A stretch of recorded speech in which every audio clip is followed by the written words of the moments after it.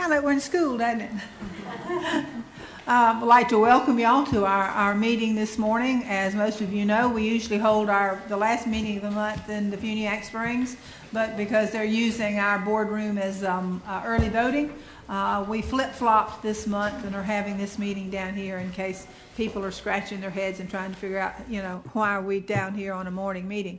But we're glad to have you with us.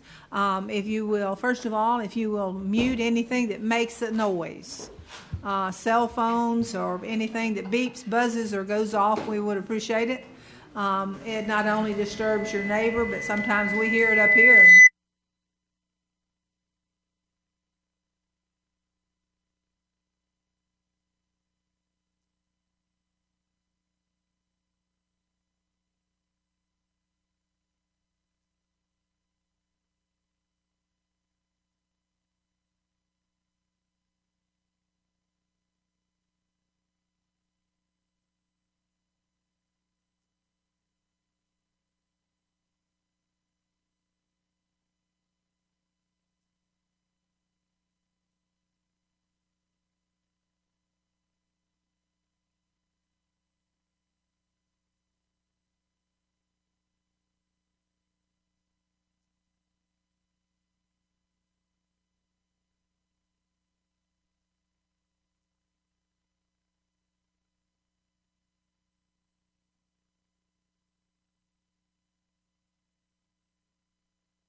Okay. We'll first consider any additions or deletions to the agenda. Mr. Jones? What did I do with my pen? Thank you, Madam Chair. Under additions, we would request you add to the consent agenda approval and execution of the release and satisfaction agreement between Sarah Bartram and Walton County, and that's a ship. No, this is a claim by a person against our EMS department. Oh, okay. And then under deletions, request to approve item 45 under TDC, the request to approve a resolution, legislative finding for expenditure of TDT funds to purchase parcel 02-3S20-343-00-0C 0010. That's a property located on Highway 30A adjacent to Old Florida Village. And then a request to remove item 46, which is the request was to approve and authorize the chairman to sign a contract with Matthews Development, Inc. for the purchase of the above mentioned property. So that's all we have. Motion to approve additions and deletions. The agenda with the Yes. Okay. Second. All right, we have a motion and second. Any discussion, ladies and gentlemen? Seeing none, all those in favor? Aye. All right. Next, we'll go to public comment. We will take public comment at this time. Let me announce the executive session. That we're not going to have it? I need to announce the cancel. Oh, okay. You want to do that before public comment? Yes, Okay. Commissioners, as you know, we had scheduled at 9 a.m. an executive session to discuss Thousand Friends of Florida versus Walton County, case number 15-5619 GM. Given your instructions at the last executive session and the agreement that we've received back, I would suggest we not have an executive session. The item is on the agenda under public hearing unless you need to have a specific question answered before we get to that period. So seeing nobody begging for it, I would suggest that we move and vote to cancel the executive session. So moved. Second. We have a motion and second to remove the executive session. All those in favor? Aye. All right, motion carries. Thank you, Commissioner. All right, thank you. And under public comment, if you would like to address anything that is on the agenda at this time, anything that is on the agenda, we will give you 3 minutes. Now, if it's not on the agenda, you will have time at the end of the meeting to address items perhaps of interest to you that are not on the agenda. But if it's on the agenda, you can. We also will give you time if you don't want to speak now. As we come to each item, we'll also give you an opportunity. So if anyone would like to make comments now, please come forward. State your name for the record, please, and spell your last name, even if it's Smith. Please spell your last name for the lady keeping the minutes. I would appreciate it. Thank you. Richard Bryan, B-R-Y-A-N. I want to commend you on your efforts to negotiate and settle in the administrative hearing with the Thousand Friends of Florida. It's not everything that everybody wants, but I was particularly pleased to see the efforts made in the area of stormwater. That, to me, was a very important element in what was being done. And also, the public input portion of that, I thought was rather significant as well. So again, I want to thank you, and that's it. We thank you, sir. Is there anyone else who would like to speak at this time? All right, seeing none, then do we have any items that you would like for us to remove from the consent agenda for further discussion? All right, if not, could I have a motion to approve the consent agenda? Second. We have a motion and a second. Is there any discussion? Seeing none, all those in favor? Aye. All right, give me a minute to turn pages. Still hard to turn pages with one hand. Next, we have our waste management EAL.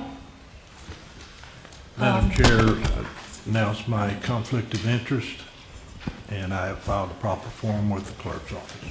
All right, Motion to approve. Second. I have a motion and a second to approve the EAL. Does anyone in the audience like to speak to this matter? Seeing none, all those in favor? Aye. Motion carries. Mr. Jones.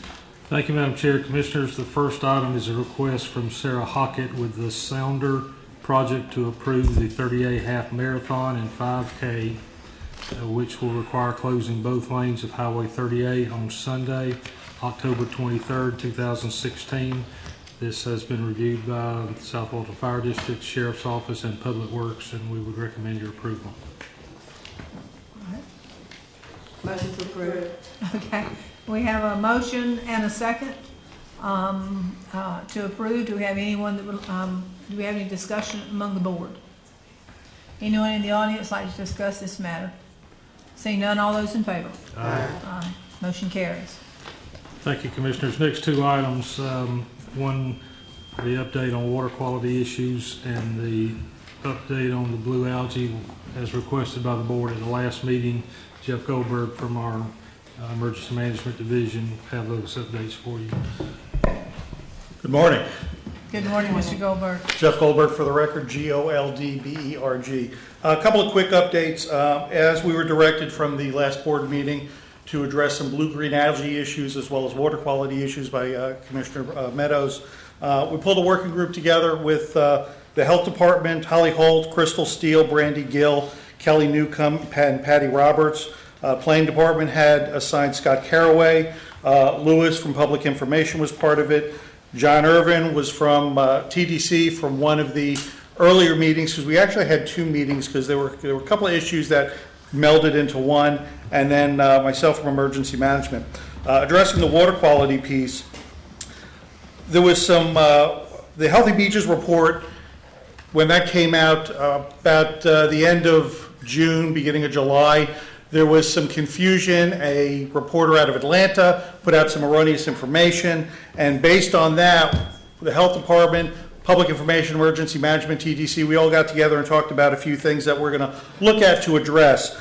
Some of them is streamlining the public information process and triggers, social media monitoring. Some of these things we are undertaking now. Some of it we've completed. For example, redoing the signs for the water quality, any water quality concerns on the beaches. Health Department's already handled some of that. Some of the public information pieces we've gone ahead and we've worked through as well. Health Department has established a new sampling protocol.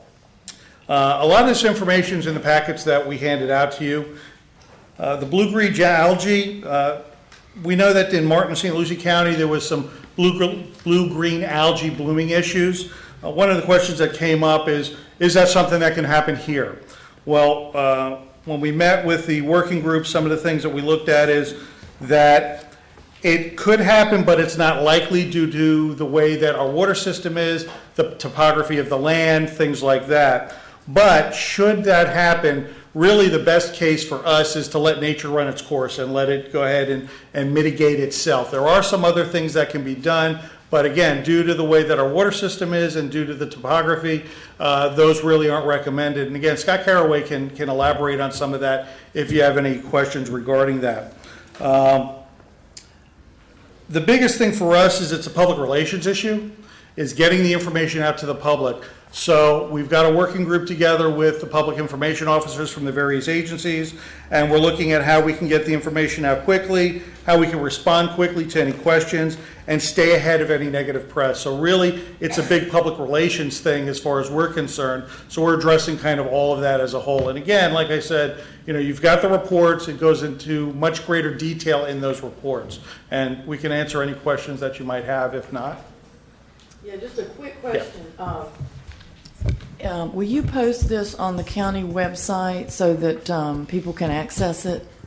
Yeah, we can make that happen. Okay, yeah. Well, Lewis will post it because it will be called Water Quality Concerns Report, because it is very interesting, and there are some people who I think would like to access it. So, Lewis, if you'll do that. Yes, ma'am. I'll put it on a news flash, and I'll also put it under the environmental section. Okay, thanks. Okay.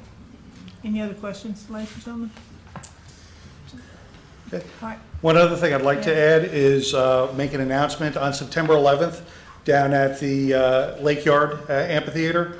Emergency management, as well as the City of Defuniak, county personnel, fire rescue, County Fire Rescue, South Walton Fire District, Forest Service, Chelco, we're putting together a 9/11 remembrance ceremony.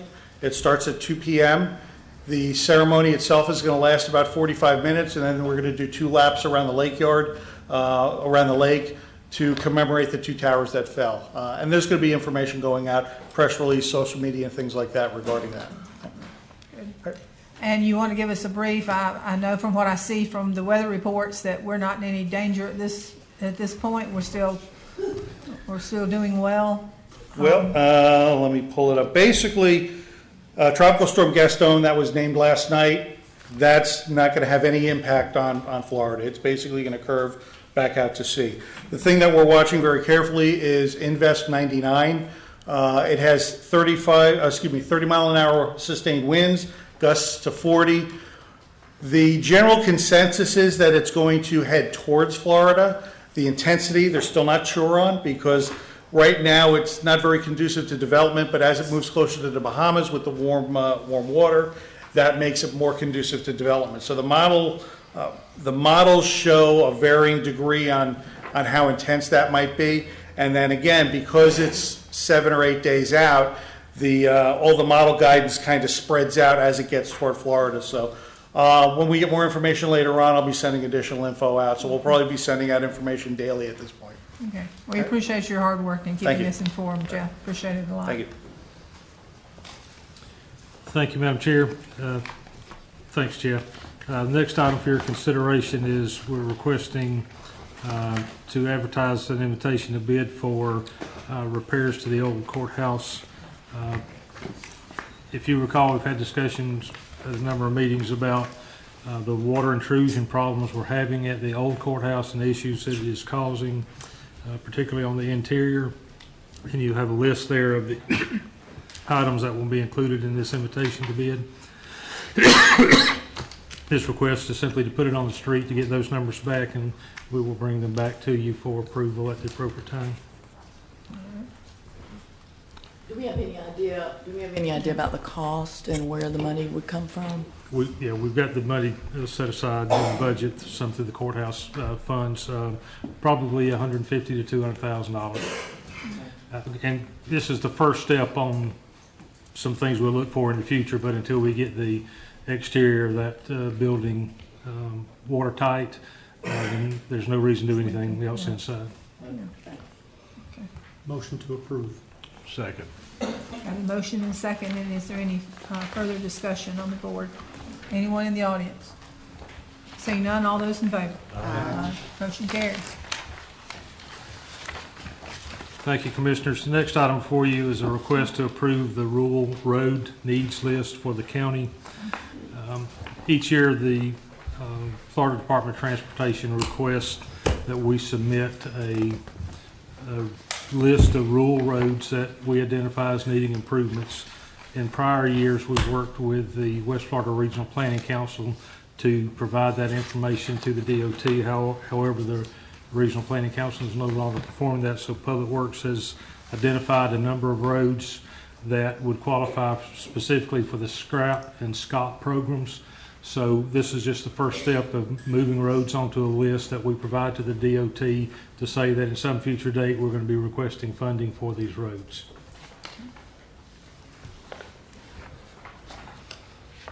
All right. Need a- Motion to approve.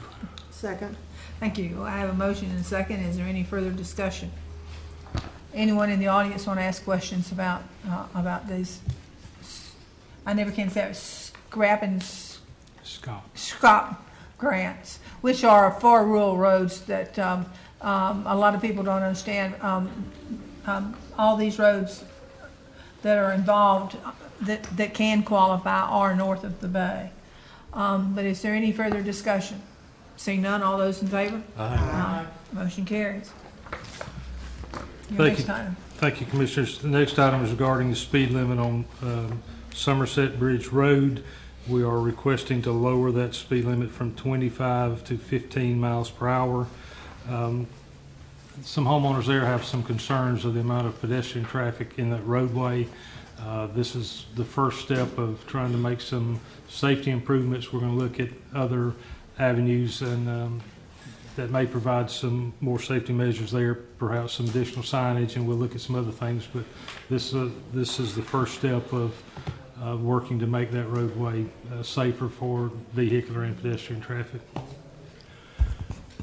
Yeah, it's, we have some severe speeding problems in all areas, really, but this is particularly bad because we're trying to get a sidewalk in there so that people in the north can walk down all the way to the beach. There's a beach access right at the end. There's also that gas station there, Tom Thumb, so there's a lot of congestion. But we've got to get an easement from some people, private ownership, to put a sidewalk in there. So in the meantime, we're going to lower the speed limit and see if that helps at all. It's worth a try. Madam Chair, Motion to approve. I'll second. Motion and second. Is there any further discussion? Yes. I'd ask staff to reach out to the sheriff's office. It's fine that we reduce the speed limit in here, but without the enforcement side of it, it'll serve very little good purpose. Yes, sir. Anyone like to comment on this issue? Yes, ma'am. Lisa Valshy, V-O-U-S-H-Y. Not really a comment, a question. Why does the board have to approve something like a change of speed limit in a residential area? Just out of curiosity. Florida statute requires us for it to be enforceable by the sheriff's department, or if it's a police department. Oh, okay. Okay, thank you. Good question. Thank you for asking it. All those in favor? Aye. Motion carries. Okay. Thank you, Commissioners. The next item is a request to approve and authorize the chair to sign change order number 4 to contract number 015-034 for McKinnon Bridge Road improvements with H&T Contractors, increasing the contract price by $8,772.50 and increasing the contract time for 40 calendar days. In the development and working through this project, there have been some ditch improvements that have been identified that would make the project better.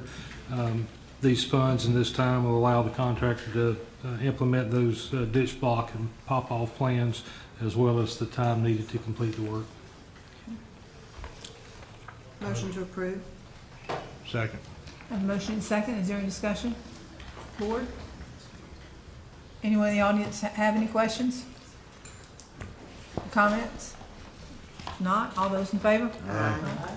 Motion carries. Thank you, Commissioners.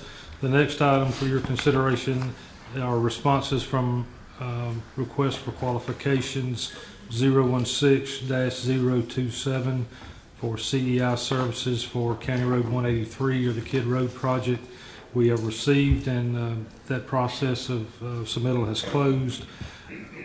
We received 2 submissions, and the question before you today is whether you would like staff to review those 2 and bring you back a recommendation, or if you would like those 2 firms to make presentations to the board for your decision.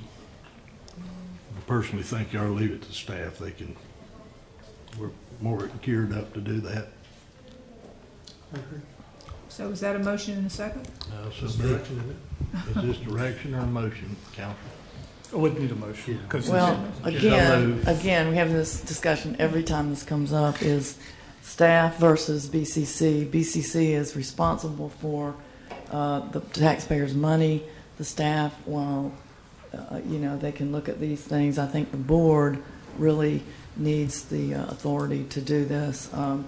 We're under the sunshine. We're under a lot of different laws and rules, and I think that that's the prime reason why it needs to be us. Well, let's see, anyone in the audience like to comment on this? There was a motion. Yeah, you have a motion and a second, Second, and a second on, okay, on having staff. on having staff. That's why we do it. hire good staff. I understand that, got it. That's why the people elect us, though, is to watch their So- money, and staff is not elected, and they don't have the responsibility Well, let that me we see if anybody have. wants to comment, and then we'll take a vote. Does anyone want to comment on this issue? Seeing none, all those in favor of letting staff handle it? Aye. Nay? All right, motion does carry. I do agree with Ms. Meadows. I think that's part of our responsibility. But I understand. Moving forward then. Next item is request to approve additional services needed for the Oyster Lake emergency repair with RBM Contracting Services. Again, if you recall, we began the process of making some repairs kind of under quasi-emergency situation, and as we move forward, we've identified some additional work that needs to be done. So we're asking to expand that project. It's about a $54,000 change, but we believe it'll make the project better and make it more secure for future storm events.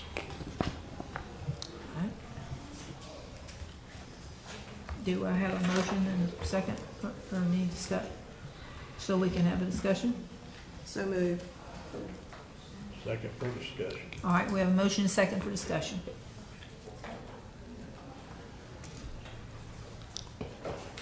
This project's getting us deeper and deeper in debt, and I don't know where the fault lies with that. Maybe it's time that we do like we did at Eastern Lake and ask the state to find a pop-off point out there, because the way I understand it is that the water in the lake gets so high before it decides to pop off, and when it does pop off, it creates a massive rush of water that results in this damage. So maybe we ought to look at staff reaching out to DEP and see if we can get that addressed so we can minimize the impact it will have even after we make these repairs. Very good point. Anyone else? Ms. Meadows? Mr. Enfield? Anyone in the audience like to address this matter? Seeing none, all those in favor? Aye. But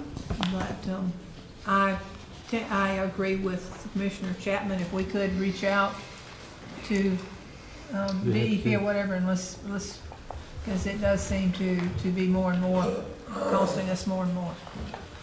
All right, go next. Mr. Tusa. Good morning, Madam Chair, While he's Commissioners. coming up, I want to thank Dee Dee and the staff, Mary and Marty.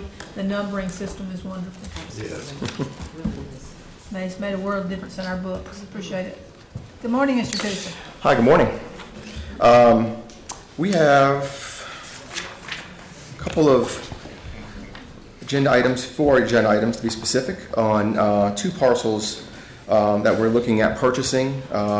The item 41 and 42, those items are we've been kind of calling them the Stinkies parcels, but really Stinkies really is not associated with this, so we're kind of calling it Dune Allen Beach Access for the moment. The near Stephens property. Yeah. What I thought I would do is, in regards to these 4 agenda items, I was going to do a little bit of a recap on these items, and then Mark was going to address the resolutions and the contracts. He can handle the legal side of things. So anyway, at the last meeting, we discussed appraisals for the 2 parcels, 2 Gulfront parcels that we're looking at purchasing for beach access. And we had gone back and asked the appraisers to revise their numbers based on 4 parcels instead of 2, because the developer split the parcels. And so wanted to let you know that we got the numbers back, and the revised numbers are now 6.5 million and 4.8 million from the 2 appraisers. So quite a big range there between the 2. And the asking price is 7.5 million, and the owner has agreed to come down a bit in his price by $73,000 to $7,427,000.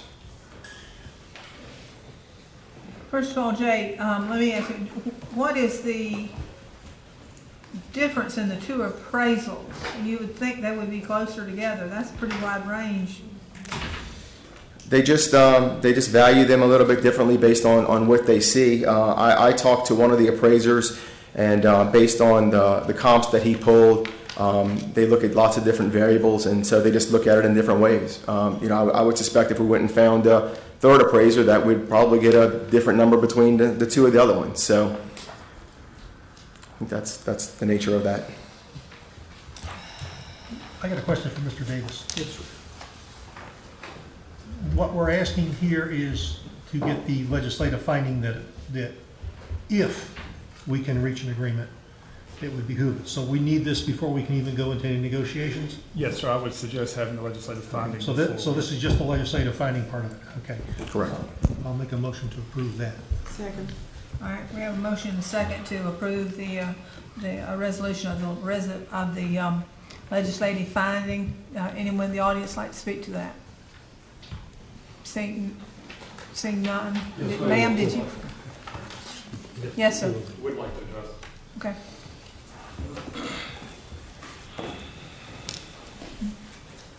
Okay. Thank you, Commander. Madam Commander. My name is William Dunaway. I am an attorney representing Dune 1 HOA. They oppose the determination of legislative finding for this particular project, and I would like to address that very specifically. In the package that was provided to the public, beyond the fact that the 2 appraisals, which you, Madam Chairman, just addressed in question, those reports were not there. So we would have helped you out in answering that question, what was the difference, but that information is not provided. But let me address specifically the legislative findings on this. You have a memo, and I guess that the county attorney will address this at some point, but because of the motion on the floor, we'll discuss it now. The memo talks about the use of TDT funds under this particular area. There are 2 areas that he indicates are authorized for this in Chapter 125, 0104, 5A, and 5B. In 5A, it's very specific and very clear that those are funds were available to finance beach park facilities or beach improvements. That's clearly what you're doing. As your project stands here, you're looking to buy 2 lots, one of which has a house on it.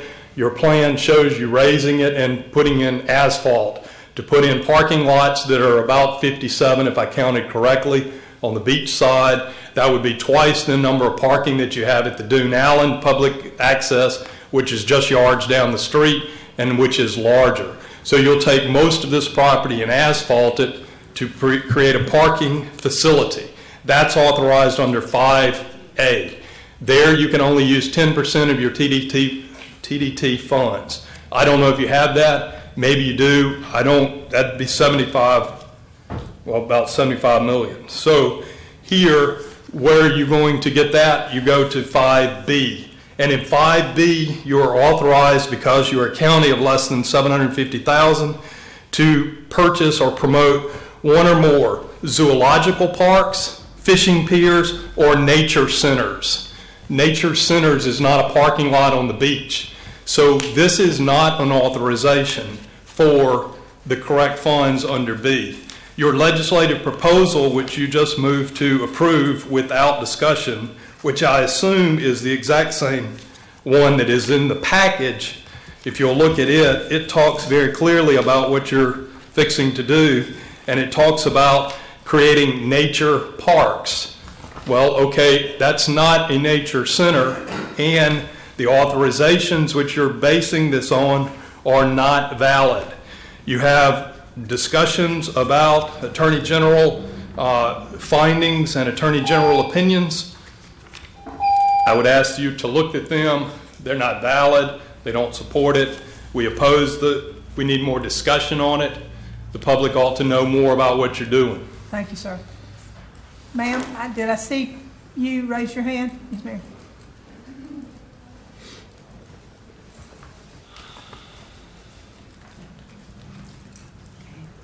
My name is Barbara Morano. I'm looking at the first Would you parking. spell your last name, please? Yes, it's Morano. Thank you, ma'am. I'm looking at the parking lot north of 30A. That's next to a restaurant. What thoughts did you put into that the restaurant will be using that maybe 75% of the time? We're not considering that parcel at this time. That's not part of this. Okay. Yeah. All right. Thank you. Okay. Anyone else? Yes, I can see a hand, but I can't see who's raising it. Yeah.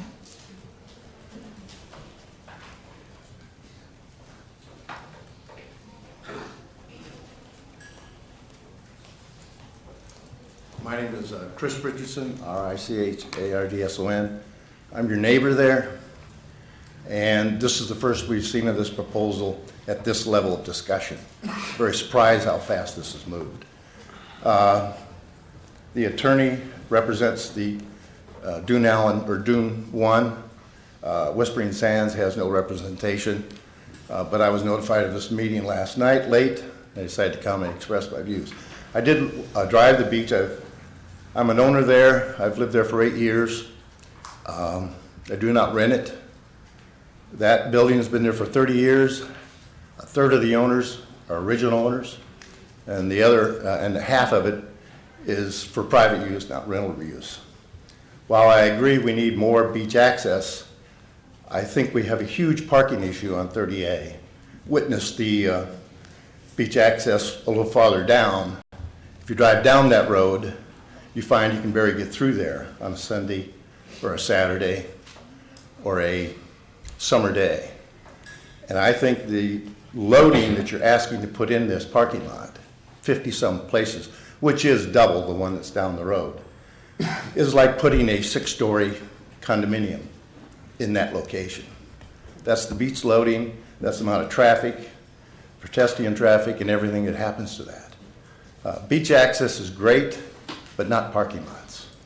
So we will continue to express our dissatisfaction not only with how this might be run and what it might turn out, but what we see in the beach access down the road, where parking is not restricted.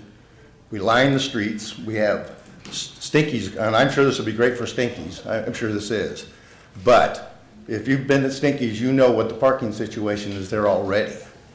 Our condominium has 15 parking spots.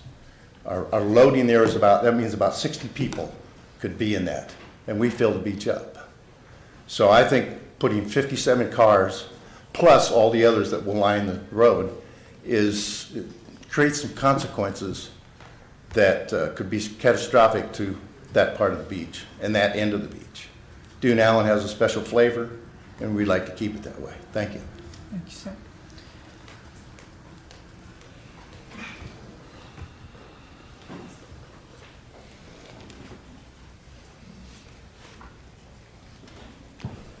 Jackie Markel, M-A-R-K-E-L. We need every beach access we can get. No one ever wants a new beach access next to them. I understand that. I get it. but there just aren't that many parcels that become available to the county. And perhaps the question of parking can be looked at. Perhaps the materials that would be used can be looked at. But we need more beach accesses. Every single person in this room knows that. We don't get that many opportunities, and we need to take the opportunities when we get them before the price goes up even more. Thank you, Ms. McHale. Is there anyone else? Yes, I'm sorry. I see one more hand.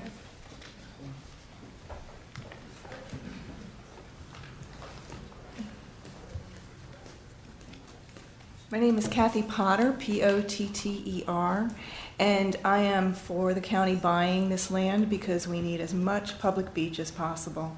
If you've been down to the beach this summer or last summer, you've seen the pressure that's on all the regional accesses that we have, and maybe this one will take some of the pressure off of there because the people are going to come to the beach. It doesn't matter where you put the access. They're going to try and come to the beach. They're going to park along 30A. It's going to be crowded, and this would help, I think, alleviate that a little bit, especially given the fact that many of the neighborhood accesses in that area have become virtually unusable because of the neighboring property owners chasing everybody off. So the more beach, the better as far as I'm concerned. And I understand that the neighbors are going to hate that, but we need that beach. It's our lifeblood. Thank you. I thank you, ma'am. Anyone else? Mr. Bagby, Mr. Rashkov, and then Mr. Bagby. Dave Roshkolb, R-A-U-S-C-H-K-O-L-B. I echo the previous two speakers' comments, and I would add that because there's a corner here, I think that you guys want to be proactive in having some traffic calming, perhaps some signage if you do purchase the land. That was one concern that I saw that somebody had mentioned. But beyond that, I think that this is a wonderful opportunity for the county to create yet another beach access. Considering the fact that we've had a couple beach accesses that the county owned that we're not following through on. So, thank you. Mr. Bagby.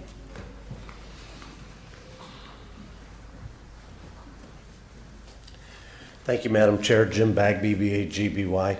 And I want to encourage you to approve this finding. I would disagree with the first speaker just a little, depending on how, and I haven't read the resolution, but depending on how you kludge this together, that 10% is for the beach nourishment penny, that you can use 10% of that funding. So that penny, and how you pay for this out of the reserves, you have to be careful, and I'm sure the county attorney and the county administrator will make sure that you don't violate that prohibition and that you use probably the money out of the reserves from the first two pennies, which is where this should be coming from predominantly. But I agree with the other speakers. I want to thank Andy McAlexander and I believe Commissioner Meadows. I understand they have been in charge or have been leading this acquisition, and I want to encourage you to do this finding because you need as many beach accesses as possible. If you had 100 beach accesses, half your, and you could get the vendors under control, half your, or almost all your problems would go away down there on that beach, because then everybody would have access to the beach and you wouldn't have to be going through the customary use portion because there would be public beach accesses down there. It never ceases to amaze me that everybody looks at and says, well, Stinky's is going to get an advantage, or this person's going to get a disadvantage. Or it's one county, okay? It's one destination, and it's the best thing for everybody involved in this county and this destination. Thank you. Thank you, sir. Anyone else? Seeing that, I want to, Jay, if you don't mind refreshing my memory, when we were talking about this piece and we were talking about the building that's there, didn't you mention at some point, of course, us putting restrooms there and maybe an educational kiosk? Don't I remember that, or am I dreaming? Well, in our original conversation, I guess about a month ago, we had talked about there's a home on the site right now, and we had talked about possibly turning that into an event venue of some sort. And I would have to say that I don't support that. I think it's best to leave it as beach access and parking. We desperately need parking, And so the amount of parking spots that would take out of the picture if we left that house there. And then it also becomes a bigger issue of how do we manage that and who would be managing that. And that's, is that going to be a county thing? Is it going to be a TDC thing? So now as far as restrooms, right now what's on there, you can kind of see a little restroom in the upper corner. This was a plan that Andy McAlexander kind of put together. So we haven't had a chance to really put what the footprint would look like based on TDC standards. I wouldn't imagine it would look much different, but obviously you'd have restrooms and parking spots, and if there is some type of a little kiosk that we want to do, I think we need to look, especially with this being so close to the multi-use path, of putting something there to pull people off the path where if they want to, stop for a minute and have, stop at a picnic table, be able to use the restrooms, maybe there's some brochures or something there. That might be a good opportunity for us to do that, not just at this spot, but where else we have spots along the way that marry up with the bike path. That might be a good idea as well. I think a small kiosk, letting people there again. Anytime we can make people understand about the flags, because apparently, flags, turtles, takes leave more no than one trace. hitting them on the head. Leave no trace. The Chochatchee Beach Mouse. That could be your educational component there. Yes, ma'am. That could, people, as you say, come to use the restroom or park. Naturally, I think look at things like that, especially if they're attractive. So. Yeah, I think this would be a great place for teachers to bring their children, on buses, and if we can't use the building, then do something educational for that. So, if we could use the building, though, I think it could be a great avenue for restrooms, and I saw one over in a neighboring county of it was like a mural with they have the river, but it could be the beaches, and there could be so much done educationally Yes, ma'am. too for children. So thanks. All right. Jay, is that is that boardwalk? Is that handicap accessible? Is that what that is, or is it just a boardwalk that goes back and forth? I think it's handicap accessible. Is it? It will be, though. Is it? Yeah, because we need more handicap accessible. But I would just suggest the restrooms go probably in the middle of the site, just because they're kind of right there, hanging over the sand dune. I would put them in the middle of the site, and I would put lush landscaping on both sides of the parking lot, and perhaps even some landscaping in the islands, because those places get really hot, and it would be nice to have some kind of, make it look better than just a big asphalt parking lot. Yes, ma'am. Okay. Is there anyone else in the public that wants to comment on this? Call the question.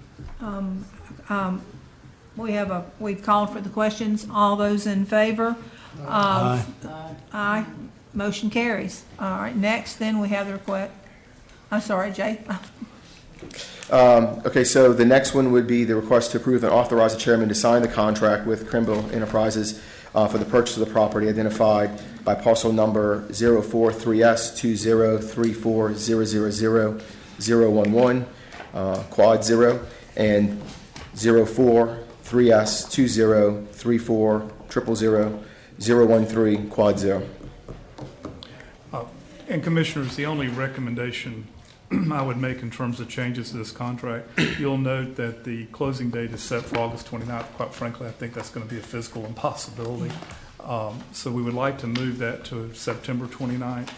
And we would also like on page or paragraph 12, where it says buyer shall have 0 days for an inspection and due diligence period, we would like to have that state 30 days from the date of your approval of the contract. That would give us the opportunity to make sure everything is okay with the property in terms of being able to do what we want to do on the property, and also would give us a chance to double check our research on funding. And that is with the asking price? The asking price in the contract to you is $7.5 million. Okay. Yeah. Correct. But didn't you say? I did. I had a conversation with Andy McAlexander this morning, and he said the seller has agreed to lower the price by $73,000. So the asking price now is $7,427,000. Okay. Do you feel like that's the bottom price?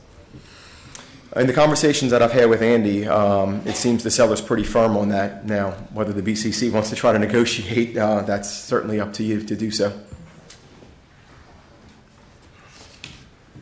Well, I don't want to lose the property, and there's no more on the beach, not much.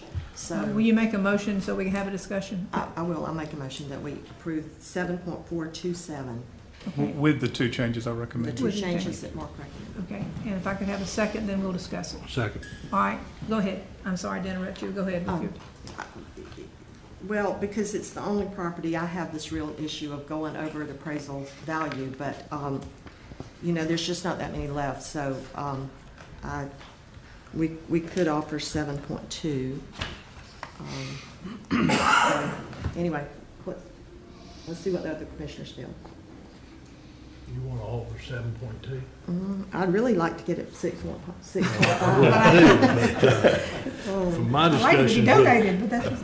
my discussions with Andy, I think the owner is pretty firm, and there's no further room for negotiation on it. Okay, I'll change my motion. Let's offer 7.427. And we have, you know, we did set a precedent not too long ago by going over so we have set a precedent. But I didn't vote for that one. so- But that's true, you didn't vote for that. Can't blame that one on you. Yeah. And just a reminder, this price will require a supermajority because of the. Understand. I modify or, You modify. yeah, I your modify the second. I have a motion. Quick question. Yeah. Quick question. The land use on this property, is it properly land used? Is there any coastal dune lake setback on it, and is the CCL line, and is the beach mouse? You know, are these things we would be looking at during this due diligence period, Yes, ma'am, correct? that's exactly. I actually started some of that research last week and got caught up in some other things and okay. didn't finish it. So yes, ma'am, we would very much like that 30-day period for that. Because it is probably, it's infill, right? I honestly. I think it's infill, and I don't know that, we do not have a land use category that just, well, I guess it would be institutional or public facilities. land, public facilities, but we'd have to change the land use. We'd have to make sure about the beach mice, and we'd have to make sure about the coastal controls construction line and the coastal dune lake protection zone, 300 feet, whatever. So I just want to make sure that, you know, we're looking at all of those things before we buy something that then we find out, well, by the way, it'll be 2 years before we can get a beach mice permit, or you know, and it still may be worth it, and it still may be something that we want to go forward with. But I would like to know those things. And again, Commissioner, that's why I'm asking for that 30 days. Okay. So we'll have that opportunity to bring you that information. Okay. Any further discussion? Mr. Kramer?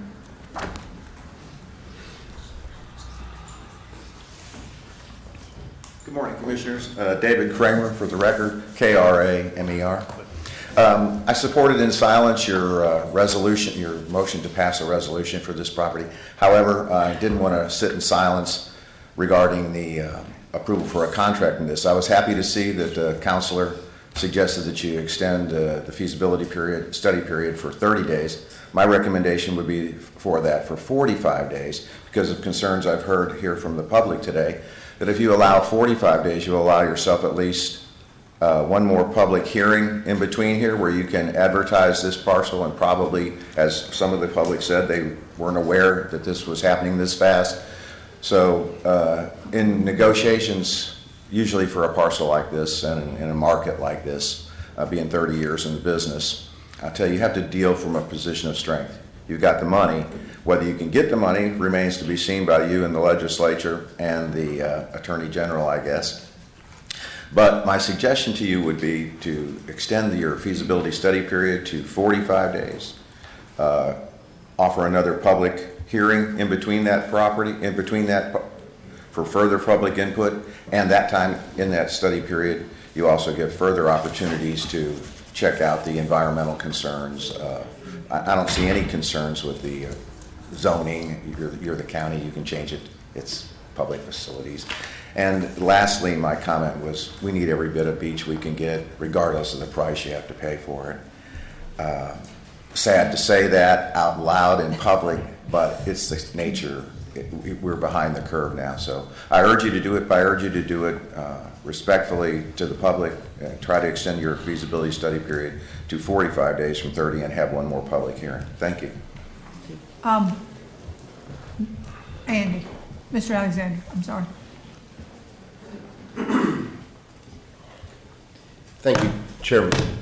Thank you, Chairperson, Commander. My name is Andy McAlexander, McAlexander, and I am the agent representing this transaction. The seller is absolutely emotionless on this transaction. And when I was driving down the road 3 months ago, and saw the public notice sign for the division and called him and asked him to please give the county a one chance offer to purchase this property, he agreed reluctantly. It's been a process. He's had other buyers in place, and all he would like to do is sell the property. We've delayed that transaction for you guys to make this decision, and here we are. Today's the day. The public has addressed numerous things, and I welcome all the comments on both, this forum and other forums that has been discussed. It is truly a unique opportunity.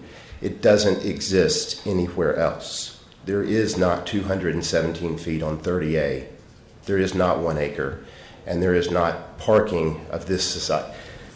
This template that's up here, this is something that I asked a local engineering firm to draw up just as a conversation piece. It's by no means set in stone. It's just something that can be done. Whatever you choose to do with the property is your decision. It doesn't have to be made today. In fact, it should be fully vetted. But the decision that has to be made today is whether you're going to move forward and purchase this property or not. Or by Halloween, there'll be 4 houses going up there, and that's the scariest thing in my mind. So I encourage you to make the decision to move forward and acquire the property, and then have a public discussion with the residents of Walton County. The 24 property owners adjacent to this property, there's 1 Florida resident. I would encourage talking to all of your constituents, because whether you live in Mossy Head or Grayton Beach, access to the beach is what we all enjoy, and having a place to park that's safe and not having to cross a highway to get to the beach is, in my opinion, something that we shouldn't take capriciously, and move forward with this purchase would be my recommendation. Can I ask Andy? Andy, what about the 30-day, this closing at September 29th? Is that something that you Commissioners, can deal with? In a very lengthy conversation with the seller last night, and very lengthy, he said, I will extend to middle September. He wants us to close on the 12th, which is a Monday, I believe. I think we can get everything done. My closing team has done all the title work and everything, and I'm probably watching on this video monitor right behind me. And the moment y'all say yes or no, he'll hit send to Mr. Davis with every... No, you can go ahead. Thank you, Commissioner. He'll be ready to hit send with every item of closing document. The coastal dune lake setback affects the very, very northeast corner, so there isn't an issue with the dune lake variance. Whether you put the parking spots that close to the beach or not for the beach mice thing, I mean, that's 100% up to you guys. But I have aerial photographs on my laptop right now that I took with my little drone thing that shows on Labor Day weekend the parking at Edwelling Park all the way down 30A to the entrance of Sunrise Beach. Fort Panic parked along 30 all the way, and the same day, the same time at 1:40 p.m., the parking lot at Stinky's was empty. Well, 3/4 full. There was plenty of spots. They're not at his restaurant having lunch. They're at the beach. This has nothing to do with Stinky's. All right, thank you. Andy. Yes, ma'am. So I guess the only issue I have, if there's a mouse there, I mean, and you'll know that within 30 days whether or not. Yeah, I can get all that information. And 30 days or less? Yes. It seems like to me it shouldn't take that long. Okay. So if it's the 29th, could we have it done by the 22nd? Yes. I'm just, we don't want to lose the property, Yeah, no. but we want to, protect the taxpayers. We can answer the questions regarding the location of the beach mice, the coastal construction control line, what we'll need to do in terms of zoning. We can have those answered in that period of time. Okay, and can can you go ahead and close, when you get all those answers, can you go ahead and set the date for closing sometime either the 22nd or before? Is that possible? Yes, although I would, yes, ma'am, we could do that the 22nd. I would, though, ask you to at least let us have a due diligence period between now and the 21st. So in case we do discover something that I couldn't recommend closing, then we still have that due diligence period during that period of time. Okay, so our next meeting is the 12th, and then the one after that is the 20th. Right, so I'll have a report to you on the 12th. On By the September 12th? Good, he'll have it report to us by the 12th. Okay, so you could have the report by the 12th, and then we could, then it could close thereafter. Yes, ma'am. Would that be okay with the people, Yeah. with the owner? It's less than 30, that's actually less than 30 days, if I count right. I have to take off my shoes.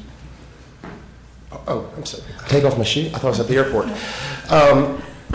The due diligence period, Mr. Davis, I think we've gone through that. I think if the county's willingness to purchase the property and come up with a use for it, once again, the seller doesn't live in Walton County, lives in Tulsa, Oklahoma, and has absolutely no emotion towards this transaction whatsoever.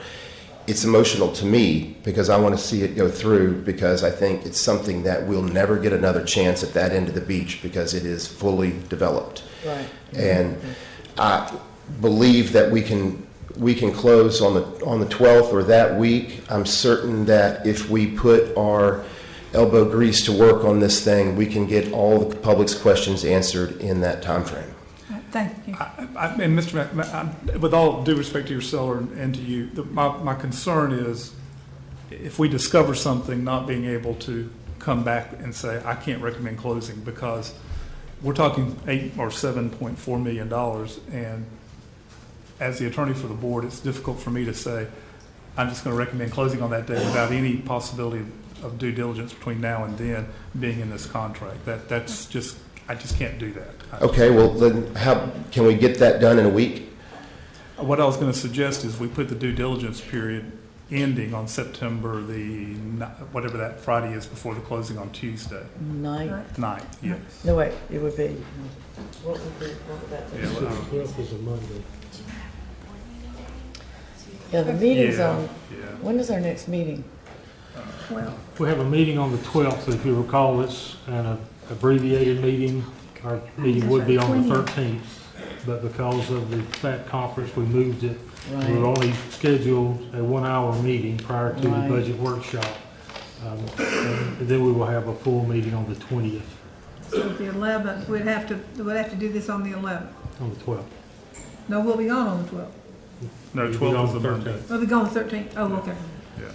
So we have a meeting scheduled for the 12th at 4 o'clock. Okay, so you could. My suggestion then would make the due diligence period end on the 12th and we close on the 15th. That way I at least have some period of time. Would that work? And I'll be back. I'll be back by then. If I have to drive the documents, I'll drive. Okay. No, trust me, I'll be back by then. Well, okay. All right. 12 and 15. We're going to say, so right now you're telling me that the due diligence period ends on the 12th and the closing date's the 15th? Yes, sir. That's Monday, Tuesday, Wednesday, Thursday. Thursday's the close date, okay. I will agree to that without speaking to my client, but I would also encourage you guys to not dilly-dally on this. And if anything, the engineering firm that did the development order, they have addressed most of these issues, beach mouse and or everything else as far as the use of the property. Once again, that decision doesn't have to be made today. But this is a simple situation where opportunity is knocking at the door and it is not going to linger. We understand. Thank you, ma'am. Okay, thank you. Ms. Bausch? That's close. B-O-U-S-H-Y.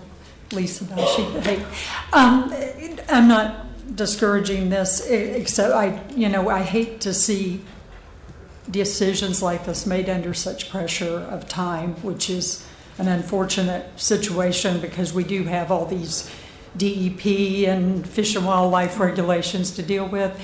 But one of the things that I'd like you to consider, just for good measure, is if for some reason you buy the property and you're not allowed to put parking on it, how you would handle the parking that will inevitably occur regardless of whether you allow parking on the parcel itself or not.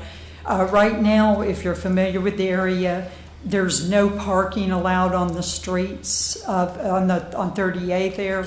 It's been prohibited for quite some time. We used to own one of these properties, and so I'm real familiar with it. And just consider that if you don't get to put parking on it, that you're then going to be drawing a lot of people there.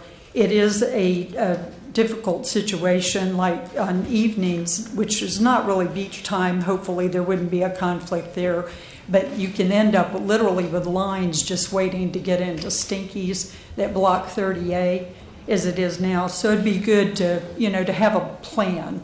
The other thing, I don't know if this is a viable thing for the county to do or the TDC to do, but there's water permeable surfaces that you can use for parking lots instead of asphalt. And I'd love to see that explored for these kinds of parcels, because maybe that would just lend itself better to meeting some of the requirements that you might have from DEP or Fish and Wildlife. Thank you. Thank you, Ms. Benson. Yes, sir.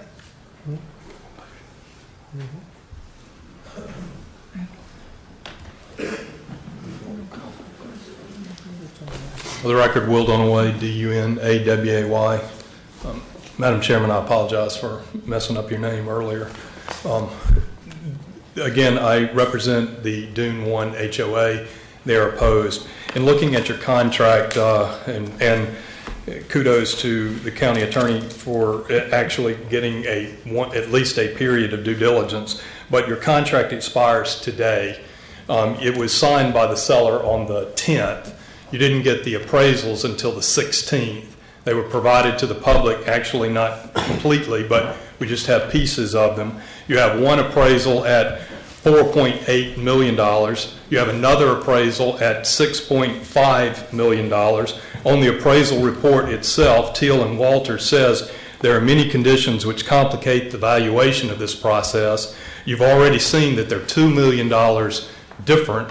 You already are talking about paying over $1 million more than the highest appraisal. And the concern and the talk, regardless of the earlier authorization for nature center or nature park, or however you approve those funds, there's no contingency in here that TDC funds must be used. So if they're not available, then you're going to pay for the general revenue. The issue here, and you've talked about, there's this rush to have to do this because it's going to go away. Commissioners, I remind you, you are the county. You have police power. Any property on the beach that you want, you simply condemn and take. You've already determined that you have a public purpose for it. You go through that process and you get appraisals and you pay appraised value for it. You're the county. If you want a piece of property, one, you already have property that you could improve and work on now. But here you're talking about using taxpayer dollars to buy property for millions of dollars over appraised value based on appraisals that you've had less than 5 days, which are incomplete and themselves raise concerns based on an analysis of the use of TDC funds, which is flawed. And I would quote from the very Attorney General opinion, which this county sought in 2012. It's 2012-38. It's the one that gave you permission to expend TDT funds for the expansion of the multi-use path. And it says in the concluding paragraph, thus it's my opinion, and this was Attorney General Bondi, that the tourist development tax proceeds may be committed by Walton County to be used by the county to acquire land and adjacent right-of-way to provide public parking facilities to serve beach access areas and other beach park facilities. That's not authorized in 4B. Thank you. Gentleman on the back. Yeah. While he's coming up, I would just like to say, now you see what we're up against. Now you see. Every time we try to do something like this, you see what we're up against. So, welcome to my world. Hi, my name is Sean, S-H-A-W-N, Brown, B-R-O-W-N, and I was not going to speak today, but wow. I represent my household in Walton County. I live south of the Bay, but north of 30A. I'm actually north of 98. I'm a Walton County taxpayer. I have 3 little girls, 7, and 4. And we need beach access. I implore you guys, do not squander this opportunity. This looks like a great lot. I would use this beach access. I don't live on the beach. There are an awful lot more of us that live north of 30A, even north of 98, than live south of it. Take us into consideration. I own my home here. I pay taxes here. I work here. I have no monetary interest in this whatsoever. My interest is I moved here 10 years ago because I love this area. I met my wife, and we had our family here because we love this area. We go to the beach. We bring our children to the beach. The more accesses we have, the better. The fewer accesses, the more we funnel people into these other accesses, and the more difficult it is to get to the beach. This is the second year in a row I didn't win the lottery, so I have to, I have to carry my stuff down to the beach. So beach access is great. This is a wonderful opportunity. It sounds like there's a time crunch, and you know what? I don't think you can put a price on this because in 10, 20 years from now, we're not going to care that we spent $7.4, $7.5, or $8 million on this parcel. I'd much rather see a beach access there than 4 of these 0 lot line, 30,000 square feet eyesores that we're beginning to see on 30A. I lived in South Florida, I've lived in California, and I've lived in Washington, D.C. We need to conserve our resources. That's why people come here. They will pay to come here. They'll pay whatever it takes to come here. Let's use their money to support our lifestyle. And they're not going to come here if they can't get to the beach. I follow these feeds on Facebook, and I watch people get harassed on the beach constantly by homeowners, and I certainly understand that not in my backyard. Look, nobody wants an NIMBY, but they happen, and it will be better for us in the long run if we do this. So I implore you guys, please act quickly. Let's not lose this. Thank you. Thank you, Mr. Brown. Call for the question. All right. Before we do, because the motion is actually 30 days out, and I understood that we were trying to move them to the due diligence period to September 12th, and the closing date to the 15th. The 15th. I would also, so I'd ask you to withdraw that previous motion and make a substitute motion, and in the substitute motion, Mr. Dunaway does have one point, although I disagree with a great deal of what he said. He does have one point. The property inspection right to counsel should include that you're satisfied that TDT funds can be used to purchase the property. That we are satisfied. So I withdraw my original motion and make the new motion September 12th with that additional clause. The September 12th for due diligence, September 15th for closing, and the right inspection will include that the commission is satisfied that DDT funds can be used to purchase the property. That's my motion. Second.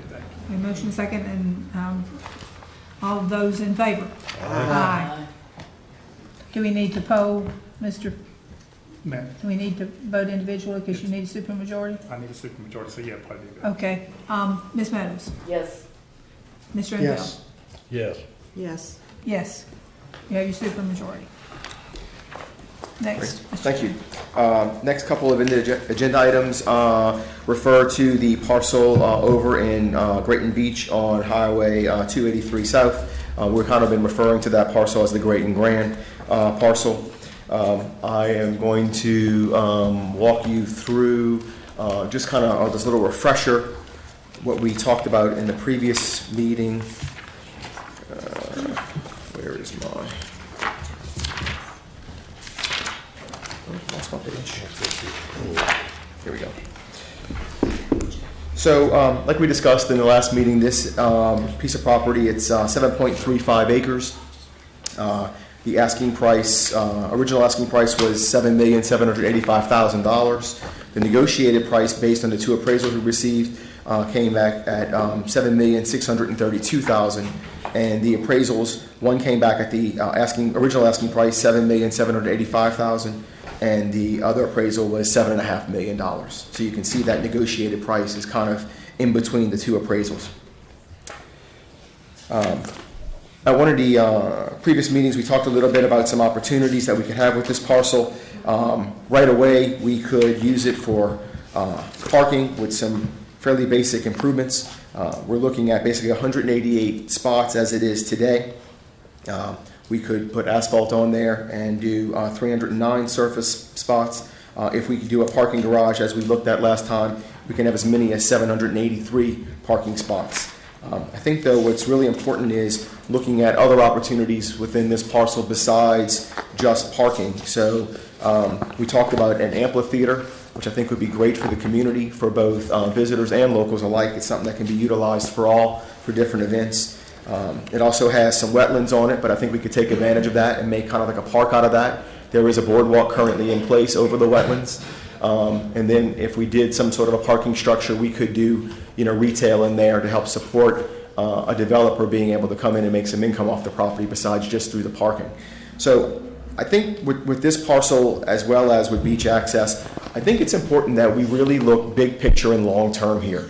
We're not talking about what we're doing right now for next season.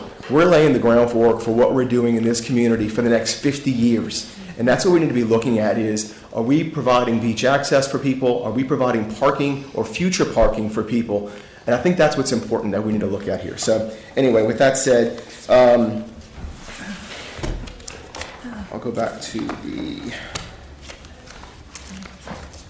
resolution. And again, we're going to kind of tag team it with Mark again with the resolution and the contract. So are there any questions regarding this parcel? No, I think there again, how many discussions of this have we had? 3 or 4 by now? I believe this is the 4th. I do see, I had some reservations, I will admit, but I do see the potential of bringing in someone that could manage it. We could make money off this parcel. There's nothing in the world that says that the county can't make money, either by charging for parking or combining with the private sector, building a structure that would house somebody that sells aloe vera once you get off the beach. I'd love to see an amphitheater there. We don't have one in South Walton. It's for the general public. There again, you've got to look long term. 15 or years more down.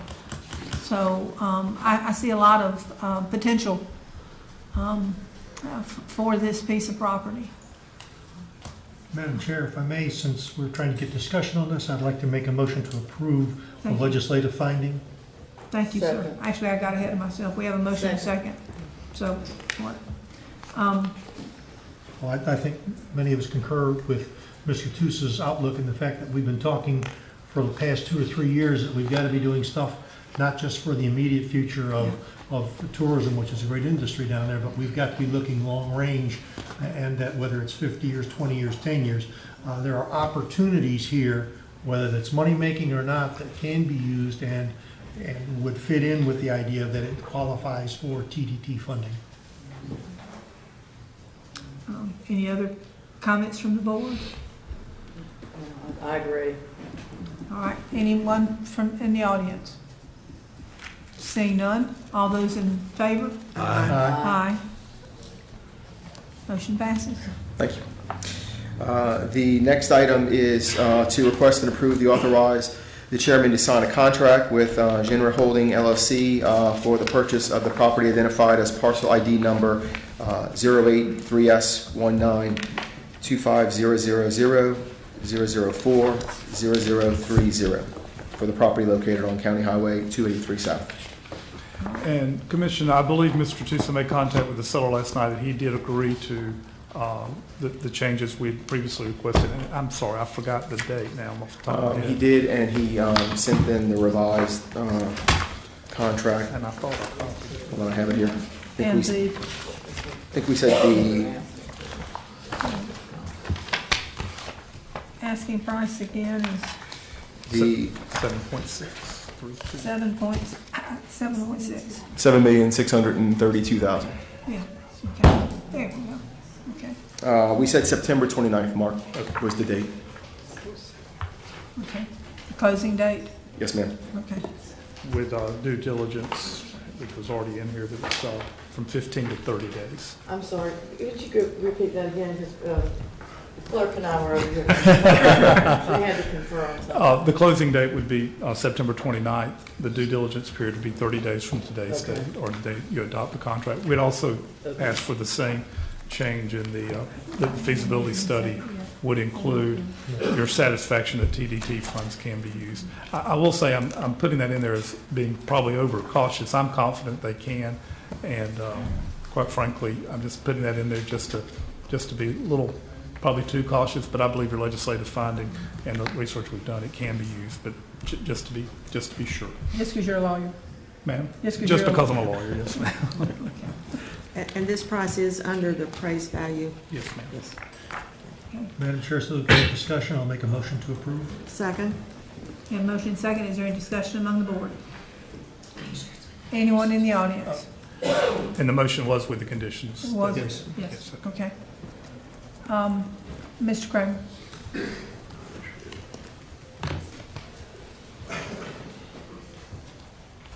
Good morning again, Commissioners. David Kramer, K-R-A-M-E-R. To quote your Tourist Development Director, you're looking at a long-range project here. A long-range project takes long-range planning. My suggestion would be at paying market developer's price of $7.8 million and a little more change to develop it. You're talking about an $8 million project. I think it's incumbent upon you as the leaders of the county and the long-range planners here to search out the market, particularly when you're looking to spend $8 million on a 15-year plan. I think there are a lot more parcels that are available in the county, specifically since this particular parcel, if you allude to it to be any kind of beach parking, is, in my opinion, ludicrous without already having a plan in place to transport beachgoers from a mile from the beach. So if you have that plan in place, then I think it widens your scope of the market, and you should be able to spend $8 million a lot more wisely. I don't recommend that you approve this project because I think it's too much money for the proximity to a beach access, and given its size and usability, 3+ acres, I think you can find a lot better deals if you're going to bus people to the beach, and you have the methodology to do that. Secondly, 2 weeks ago I asked each of you to disclose, or take the opportunity to disclose, given the nature of the seller, that he has contributed, and he and his corporate entities, personally and his family, have contributed to the political campaigns of the commissioners, previous and current. So I would ask you to take this opportunity to either recuse yourself or declare to the public that you have been supported by this candidate so that there is no ethics violations in the future. And thank you, but I just wanted to say I don't support this for a long-range plan because it's too much money too quick, and it's too far from the beach to be spending $8 million without looking at other alternatives. Thank you. Is there anyone else? Mr. Bagby? I will declare that I don't think I have received anything unless it's under some mysterious name. I have not received any contributions. Most of my contributions are from everyday citizens. Each of you, if you want to, that's fine. First of all questions should be directed to the chairman, and the chairman will decide whether or not those questions will be answered. But if each one of you want to answer that, fine. If not, you know what?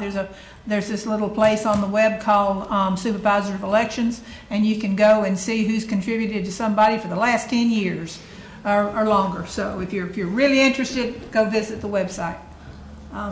But, you know, I'll go along with Ms. Meadows. No, I have not, you know, but that's, you know. Mr.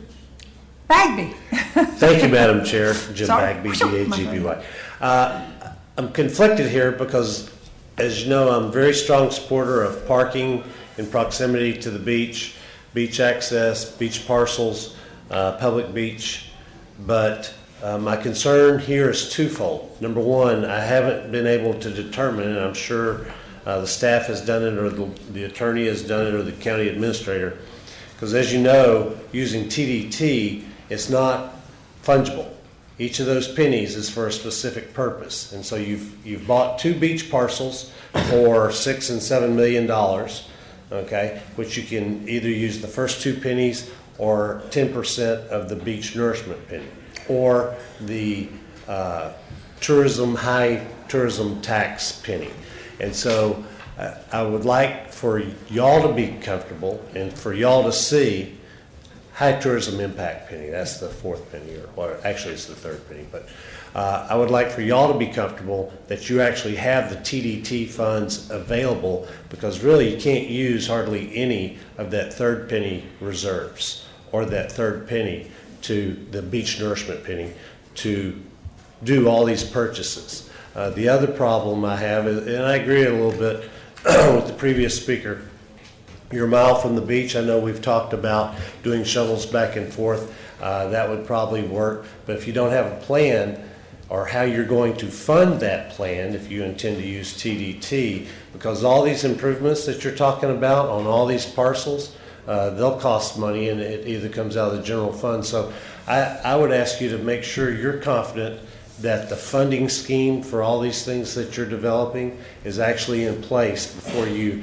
kind of shoot off and then find out it's not available. The second issue that I have with this is the appraisals are based on the Grayton grant.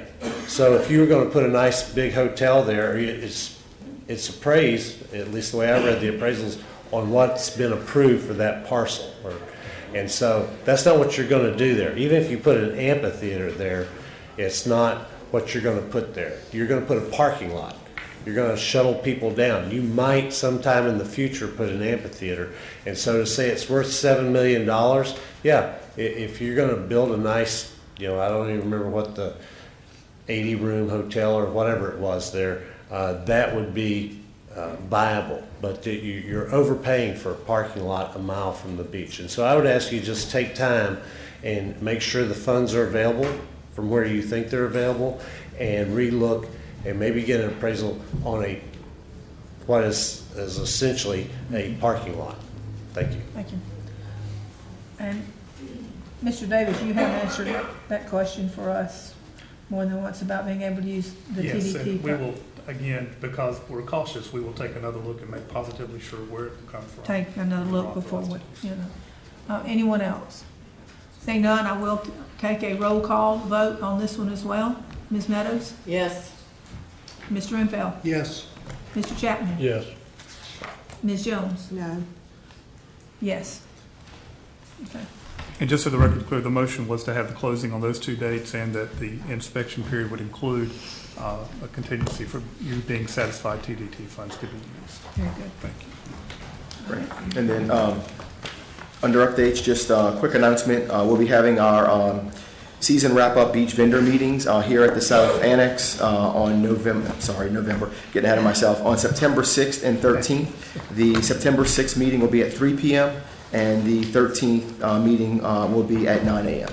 So all are welcome to attend. We would certainly welcome input on beach vendors. Thank you, Commissioners. Thank you so much. Did you say you want to break? Well, y'all go ahead and I can just do that. Okay. I will now enter into a number of public hearings that we have. Our first public hearing is to consider compliance agreement to settle the 1,000 Friends of Florida versus Walton County. I need a motion to open the... So moved. Second. All right, we have a motion and a second. All those in favor? Aye. Commissioners, first of all, thank you. As you know, we have been in negotiations with 1,000 Friends of Florida and the other two plaintiffs to attempt to settle the challenge to the comprehensive plan amendment you made some time ago on the regarding coastal dune lake protection zone protection zone development restrictions.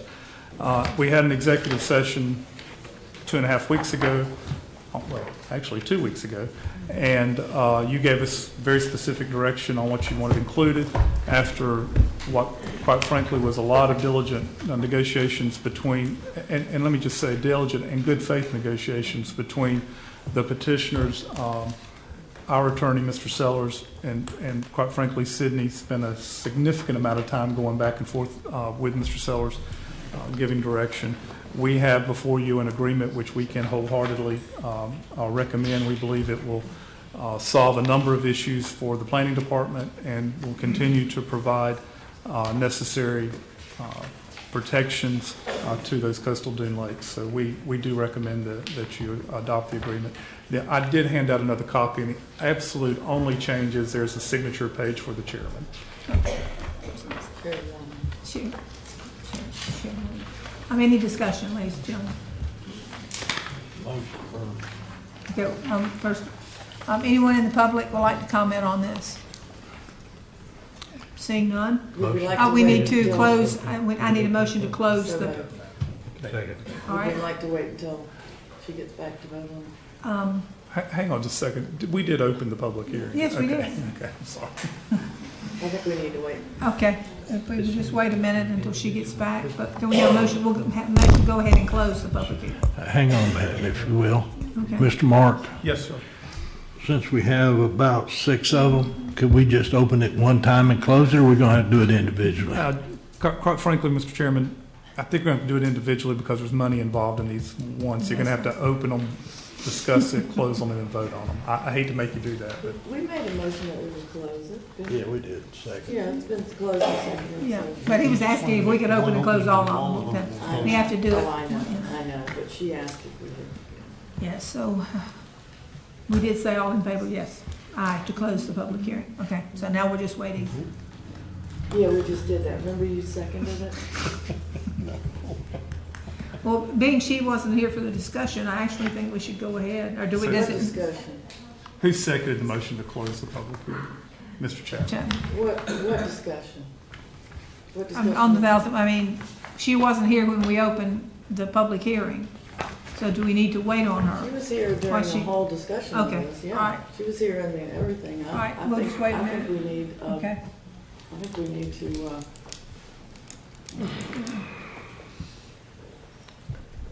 Dun, dun, dun, dun, dun, dun, dun, dun, dun, Somebody dun, go. dun, Can dun, somebody dun, dun, go? dun. Yes, Can somebody Mr. go Bryan. locate her? We've closed public comment on this. Yes, sir, and we've already closed public comment on this. So, sorry. What I had to say was that I hope we're not gonna do any more tinkering Yeah. Any with more the, what? with Tinkering? Oh, the, no. tinkering with Oh, the no. coastal dune lake Oh, protection zone. Oh, no. I hope that we're sort of settled in on this and we're gonna abide. Thank you. I think this is, yeah. Well, there will be some land development code changes to implement parts of this, but. Yeah, we'll have to no, pass some policies to adopt it, but, yeah. Nothing. Might be a good time to remind everybody to go out and vote. If you haven't voted, There you go, right there. you can vote absentee, you can vote here in the building, you can vote the day you're voting. Get out and vote. You can't gripe if you don't vote. It's my theory. You shouldn't gripe if you don't vote. You know, so. You want a 5-minute break? Sir? You want to do a 5-minute break? Yeah, let's go ahead. Ladies and gentlemen, while we're waiting, we're just gonna go ahead and do a 5-minute break and we'll be back with you. We will bring the meeting back to order. Do we have a motion? Yes, second? motion We have a and motion second. To approve the compliance agreements with Thousand Friends of Florida. All those in favor? Aye. Motion carries. All right, moving forward. Next, we have a public hearing to make a request to approve a resolution amending the FY 15-16 road and bridge budget for Highway 98 proportionate fair share revenue and expenditures. Motion to open the public hearing. Second. Motion second to open the public hearing. All those in favor? Aye. Aye. Commissioners, just remind you that At our last board meeting, you approved this project to move forward. This is simply, and to utilize the funds out of the Prop Share 98 account for the project. So this is simply moving the money out of that account into the general fund so that we can utilize the funds. In one pot together. Is there any questions from the board? Anyone in the audience? Motion to approve. Second. We have a motion.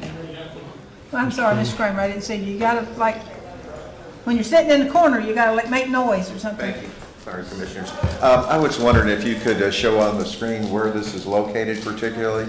And my only comments would be that you expand this, triple it, quadruple it, particularly the area of County Road 393 to Chad Holly and County Road 393 along the north side of 98 down to the Publix, where a lot of the population that lives there that isn't particularly vehicle mobile and have been killed in the past.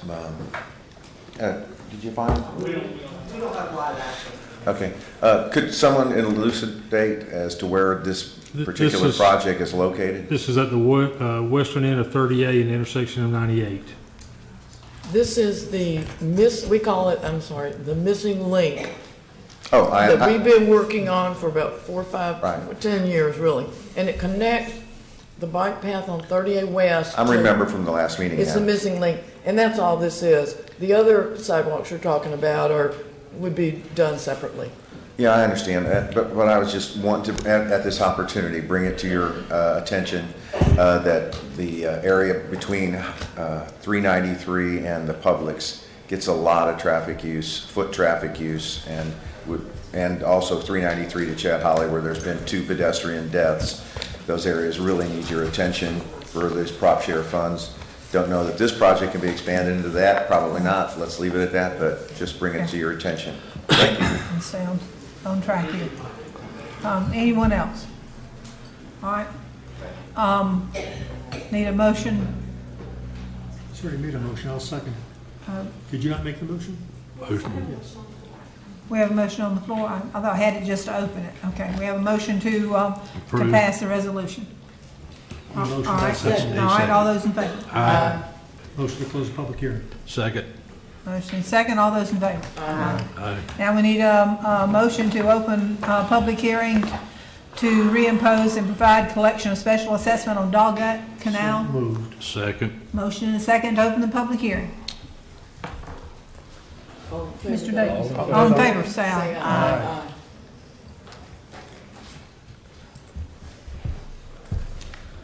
My name is Thomas Pigott, P-I-G-G-O-T-T.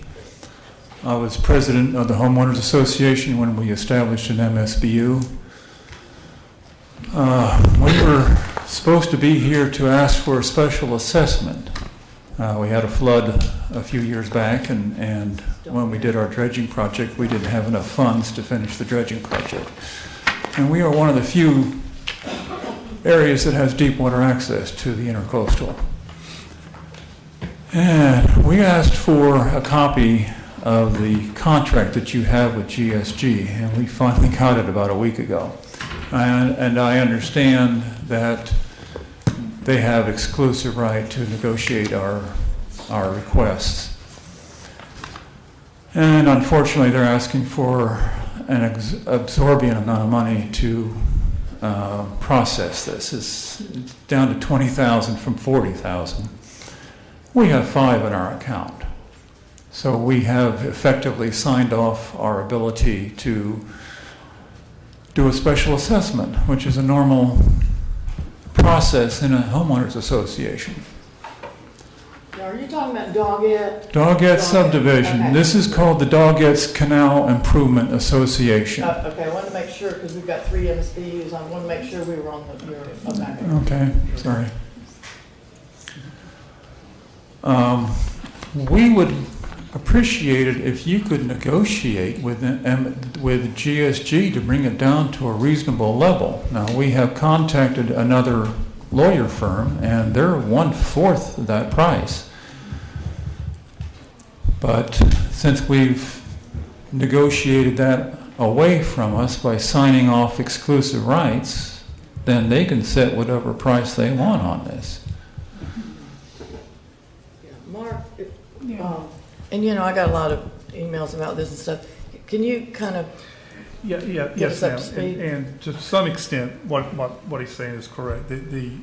There is a contract between the county and GSG to do these assessments and to do the necessary work to have them published, advertised, and done. Ms. Hinote and the staff sent out information to Doggett and Mr. Wemortson about how to go about doing it with GSG. Did that in February, March. When they discovered the price that GSG was going to charge, they decided, don't let me put words, but they decided they did not want to go forward with that firm at that price. We gave them the name of another firm that could look at it and help them out with it. But technically, we have a contract. The county has a contract with GSG. So why are some lots one price and some lots another? Well, it's the way the MSBU is set up. There are some lots that are closer to the canal and to the water that are charged differently than those that are in the interior, if I understand it correctly. None of the interiors are assessed. There are some lots that have more docks on them than others. That's what you're trying to refer to. So the difference is the number of docks. Yeah. Okay. So can they use another firm? You said you offered them another firm. We explored that, and until this contract with GSG runs out, I don't think they can necessarily. They can.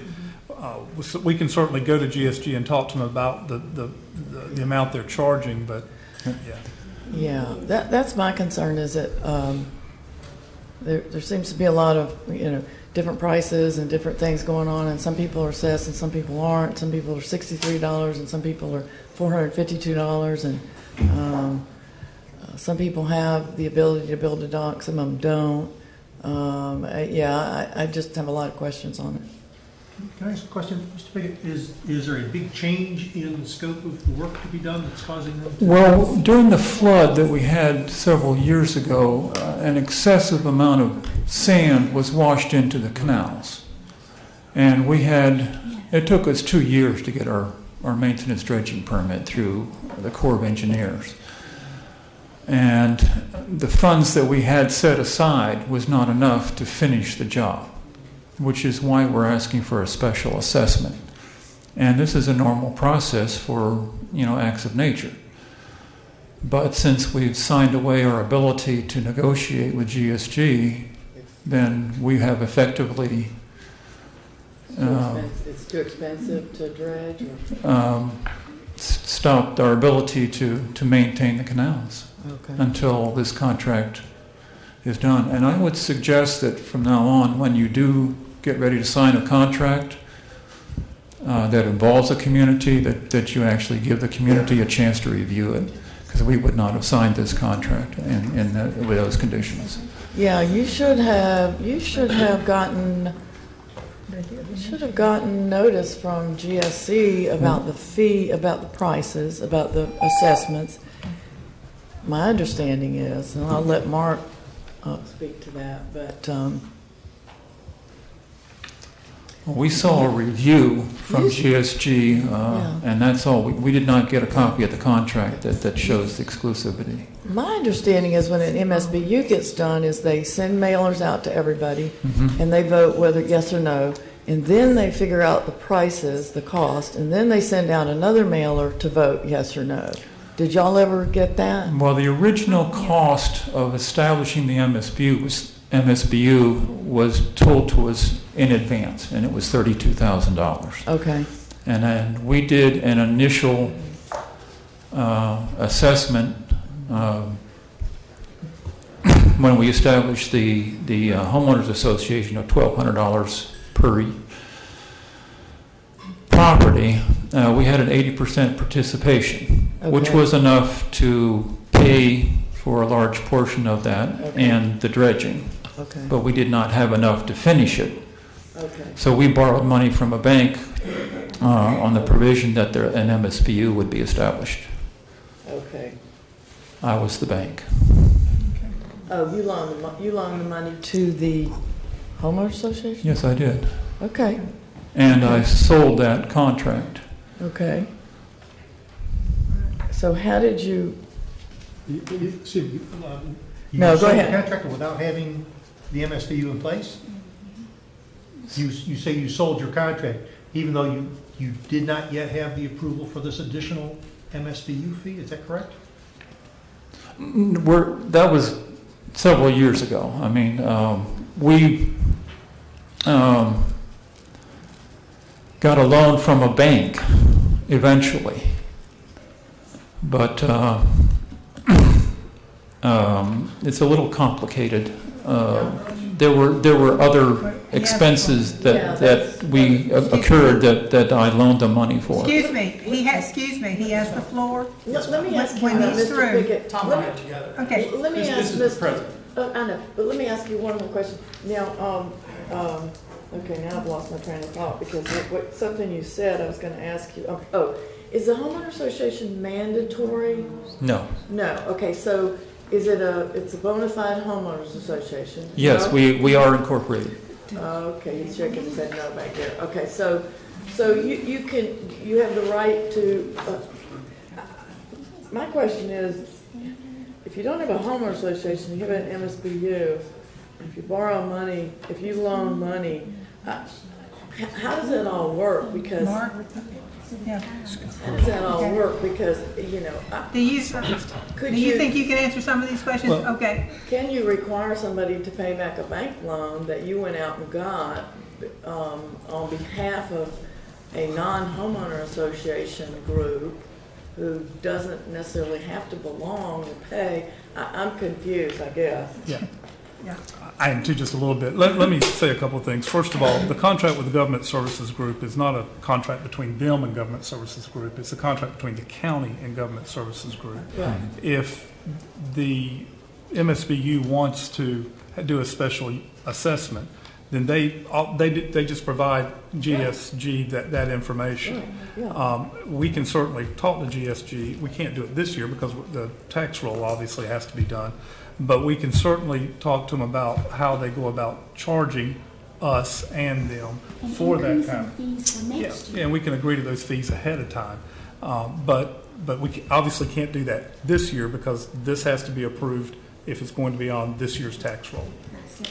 Yeah, the problem we had with this is that we didn't get a chance to review the contract in a timely manner, so we've lost this year. Okay. All right, would you? We can fix that. Would you allow him to speak, sir? The gentleman behind you. Mr. Weimorts? Yeah. Ms. Good morning. I'm Yeah. Mike Weimorts, Weimorts. I'm the president of the Doggat Canal Improvement Association. Mr. Pickett's on the board and is one of the ones that initially set it up. It's not really a homeowners association. There are no restrictive covenants, anything like that. This was established solely to administer the dredging that's funded by the MSBU.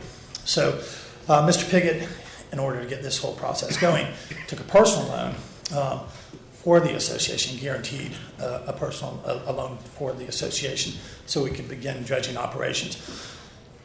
Over the years, historically, we've learned a lot about how often we're going to have to dredge, the cost, and we're learning more and more, and found that the assessments were just too low to keep up, and we've got more debt to carry, and so our goal was to do a special assessment, retire all our debt, and do a dredge and get on a cash-only basis. Have a level that, after paid off all the debt, reduce the assessments, save up enough money to pay cash for our dredge at the appropriate interval, they'd be broke again, and then save up enough money so that we don't have to do any more debt. When we initially tried doing this, and let me address one of your concerns, Ms. Meadows, is everybody gets assessed the same as for how far away you are from the bay. There's no, the closer you are to the bay or the further away you are and use it more, that is a higher assessment. One of the biggest things is, I think one of the only exceptions, is at the boat basin, a large parcel that is permitted for 11 slips, Mr. Stein at the end, and he has been assessed on the number of permitted slips. Everyone else is assessed as having one dock, every other parcel. That's about the only commercial parcel in the whole thing. So everybody else pays the same. people pay differently now because they didn't participate voluntarily, as Mr. Piggott said, and people that put the $1,200 per lot up voluntarily had already contributed $1,200.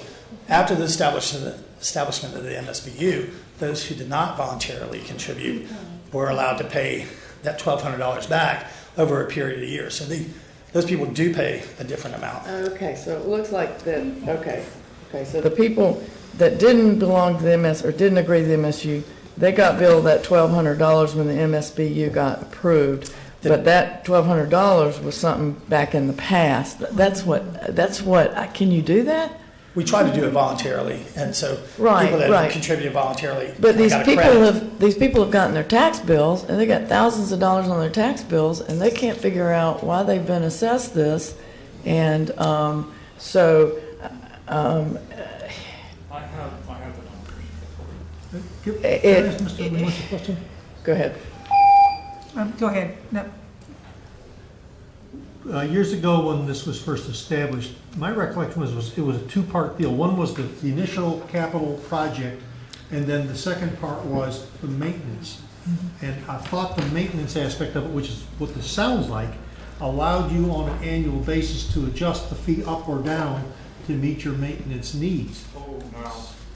It, That, wait a minute, I mean, talk to Mr. Wimore tonight, because that was my understanding back at that time. If that was the case and you had the ability to raise the rate for the continuation of the maintenance, would that not fall under the already existing MSBU structure? Well, the initial dredge was the big expense because it hadn't been done in 50 years. Then it converted to So maintenance. that was the capital, and then a separate maintenance. Tom Stein, S-T-E-I-N, may I speak? Mr. Stein's also on our board. Because, Mr. Infeld, you and I dealt with that very issue, and what you recollect is what I recollect. So my understanding would be that if you are running short on the maintenance dollars, all you need to do is to increase the maintenance component for the next go-round in order to cover that cost without having to go back through another MSBU process. I mean, that would, and again, this goes back years ago, and I don't have total recollection. Can I ask I haven't seen the contract. Can I ask our attorney to meet with them and get this straightened out? Because to me, I'm getting people calling me going, I'm being assessed this, and they don't know why they're being assessed, and it's. Commissioner, to answer your previous question, if the commission approved it in these previous ordinances, then yes, that could have been done that way, but I'm gonna have to go back and look at all those previous ordinances and make sure. I have the numbers. Well, I'm asking today that we not take up any more time kind of going around, Okay. that y'all meet with our attorney and kind of figure out what's going on. We'll meet again. Okay. This has to be done by when, the 15th? September 15th. So we're going to have to address this on the 12th? Yeah. Which means we're going Yeah, but I just want to make sure these Okay. folks are they don't know what's going on. All right. Is that your, I guess we need a motion for that? Continue. Yeah, continue it to the September, what is it? 12th? 12, yeah. And we might want to start earlier than 4 o'clock, guys. What about 3 o'clock? It's up to you. I think we're going to need more than an hour as we're beginning to add things. It's up to y'all. I can be here. So you want to say, just go ahead and put that at 3 o'clock? Is that your motion? Ma'am? Yes, I'm sorry, yes. Do I have a second? Second. All right, we have a motion and a second to continue this to get further information, and we will take it up again on September the 12th at 3 o'clock. And Mike, do you have everything from us that y'all need now? And you said it took a year to get some information or something? We didn't understand, we didn't know that there was an actual contract. We had been negotiating with GSG, and our MSBU is very small, and $40,000 was just disproportionate to what we take in. So we looked for somebody else, and another firm in Tallahassee that does this kind of work, and then found that we were precluded from using them because of an existing contract. We do appreciate y'all affording us some extra time to understand this and explain it to you. Okay. We'll see you on the 12th. All those in favor? Aye. Motion carries. I need a motion to close the public hearing. Thank you again. All those in favor? Aye. All right. Next, let's see, Doggett. 4 Mile. Motion to open public hearing. Second. Motion is second. All those in favor? Aye. All right.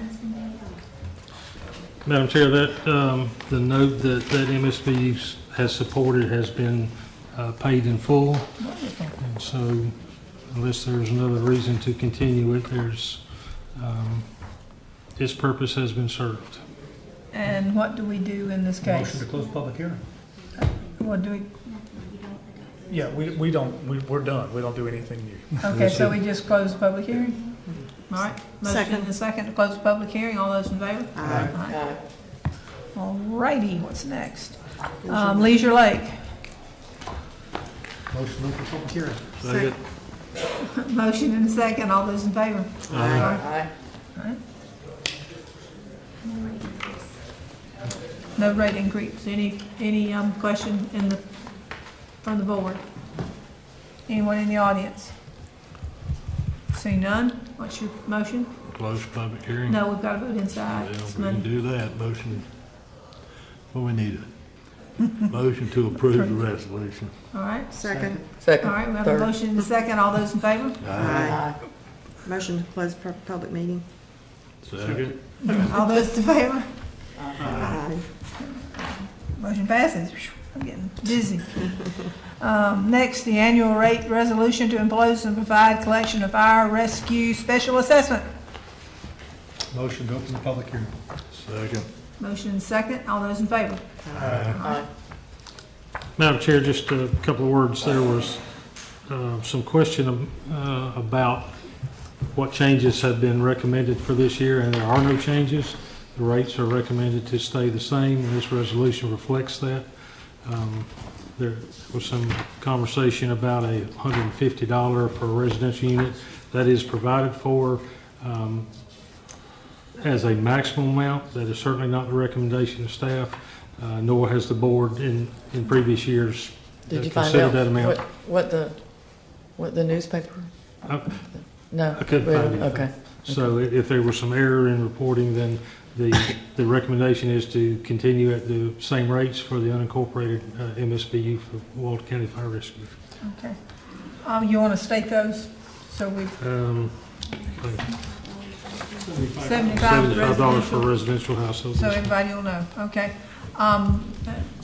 Was anybody on the board have any comments? Yes, sir. Madam Chairman, my name is Farrell Spence. I'm a property owner in Walton County and would like to address that issue. SPENCE? Yes, ma'am. Thank you. Thank you.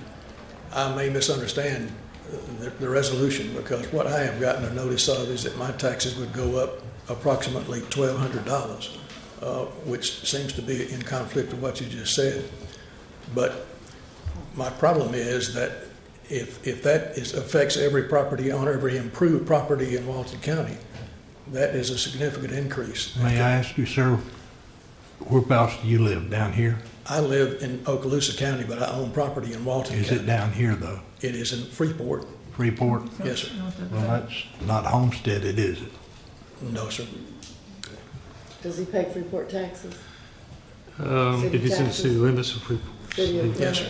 Yeah. Yeah, but Mr. Spence, I can assure you that the rates in this resolution reflect the same rates that have been in effect, I think, for the past 2, if not 3 years. Yeah. So if there's an increase in a tax levy, it's not as a result of an increase in the fire assessment. Yeah. Okay, also- so I guess I misunderstood the Yeah. notice. And also, we didn't raise our millage rate. Now, Correct. did the school at all? No, ma'am, it actually went down a slight bit. Okay, that went down, so either your property value increased. What I saw in the notice that I received was that I would be assessed a special assessment for the fire district, which would increase my assessment by $1,963.63. We'll be glad to take a look at it. Is your property in the city limits of Freeport? Well, now, one thing that would affect it is the city council for the city limits, for the city of Freeport, has entered into an interlocal agreement with the county to provide fire protection within the city limits. In previous years, they have paid the amount equal to the assessment for those properties. This year, they voted to pass that to the property owner. So that may be what's reflecting on your tax bill, but we'll be glad to take a look at it and see what we can help you Well, figure out and I understand. knew if that was reflective of every improved piece of property in the county, that would be catastrophic. No, sir. No. If that's what it is, it would have simply been in the city limits of Freeport. Okay, sir. Freeport. But again, we'll be glad to take a look at it and see if we can Thank you help very come to much. an understanding. If you'll give the gentleman over here your name and telephone number and all, then they can get up with you. I sure Okay? will. Thank you Or very much. we will get up with you. Yes, sir. Bob Wells, that's W-E-L-L-S. Not a hard one, is it? Anyway, I've got a couple questions. One of them is what's the $75 bring in on the fire assessment? I'd have to go back and look. Does that cover the complete cost of fire service? No, sir. Okay. How much of ad valorem money is taken out to provide for that cost? I'd have to look at the difference. I don't know offhand. Okay. My next question is how come we're not supporting the fire service or fire EMS in the north end with that fire assessment completely? This has become an issue in the politics of the thing, and I'm just wondering why we're not paying for the fire service. I live in Freeport. That fire protection is important to me. I'd like to see it funded fully. You have the means to do it. Why are we continuing this? You have an opportunity to go up to the 150, and I'm not recommending that, but what I'm saying is the option is there that you're not having to pull ad valorem. So what you're doing is you're taking it from one instead of just taking it from the one, or from the fire assessment. So I'd like to get some answers on that if I could, just to get an idea of what the cost is for fire service up in the north end, and what the cost, how much of it's coming from ad valorem and how much of it coming from the fire assessment. Did you want to say something, Mr. Chapman? You look like you have a thought in your head. I don't, and I can't answer your question directly. I don't remember it.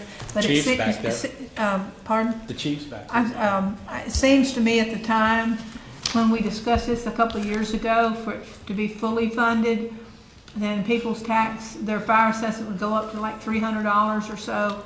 It would go up like 4 or 5 times what it was. How much would that reduce our ad valorem? And we were trying to not much to do it in increments. But we have. That's just off the top of my head. And I appreciate that, Commissioner. But I guess the question is we're not increasing it at all. I mean, this is what we started out with was $75. Am I correct? 2 years ago. Yes. Actually, we started out at 25. 25. Yeah. Okay. So we've come up, but we're not incrementally moving it up, which is something that, I mean, we're still paying, we're still pulling part of it out of ad valorem, and we're still doing it only 75. How come we're not moving in that direction? And that is certainly a discussion that we can have at another time. Well, I think one of the answers is that a lot of people are on a fixed income.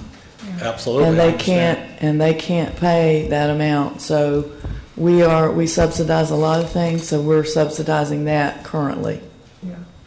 But, so that's your answer. But if you're saving the money from the ad valorem and putting it in the fire assessment, you would have to be balancing it out someplace. I mean, I'm not a smart guy, but I kind of get that math part right.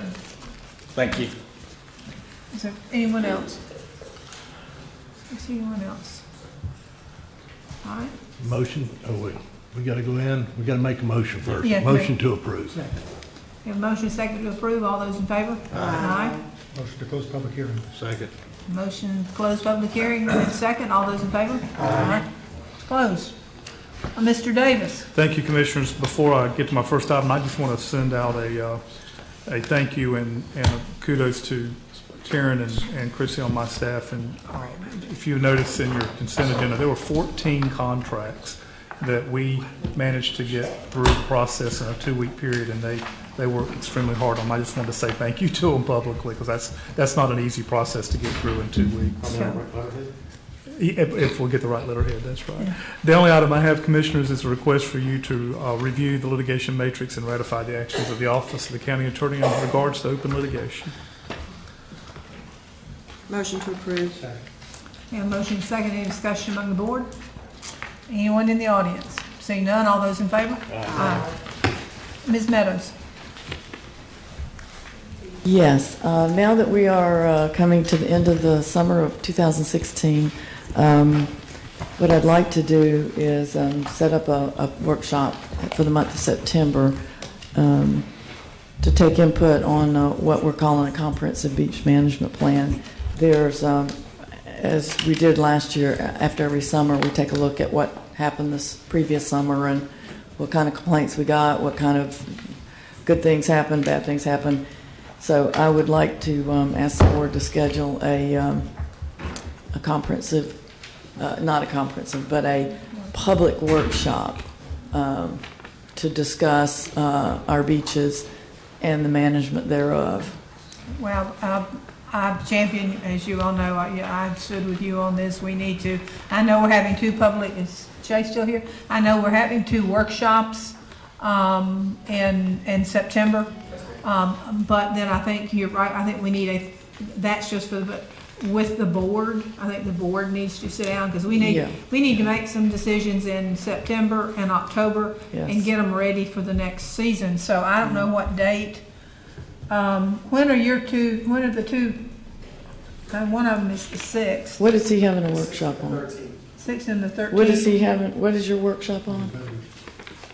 Oh, but it's just with the people themselves. This is this is different. This is I thought we would have some information from those two so what do you think? You want to do it on the 20th, or you want to do it on a separate day? 20th is good. You have a regular board meeting. We have a regular board meeting that day. I don't know. It may be a long winded process, but That's the third. Yeah. We could set it at 27th. That's a Tuesday. That's the board meeting in Funiac, though. Okay, no. Yeah. All right, let's go back. 20.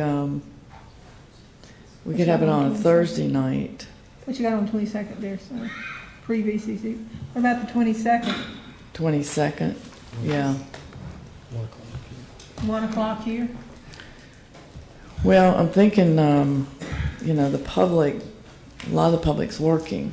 Yeah. Commissioner, that night, the Board of Adjustment is set to meet at 6. To meet at 6. Yes. Wednesday the 21st at, say, 5 o'clock. That way you get 5 to 7. That way you get, you get people who are out of work. That September 21st. I say Wednesday What was night. the TDC second meeting? 6th and 13th. Okay, so that'll be done by then. So they'll be done. So how about Wednesday the 23rd at 21st at 5 o'clock This is At the annex here. at the annex here. Okay. Yeah. So look at our little handheld devices, the 21st. I'm free on the 21st. Also, the 19th is open. Dee Dee's saying the 19th. Which you want, the 19th or the 21st? Ladies and gentlemen.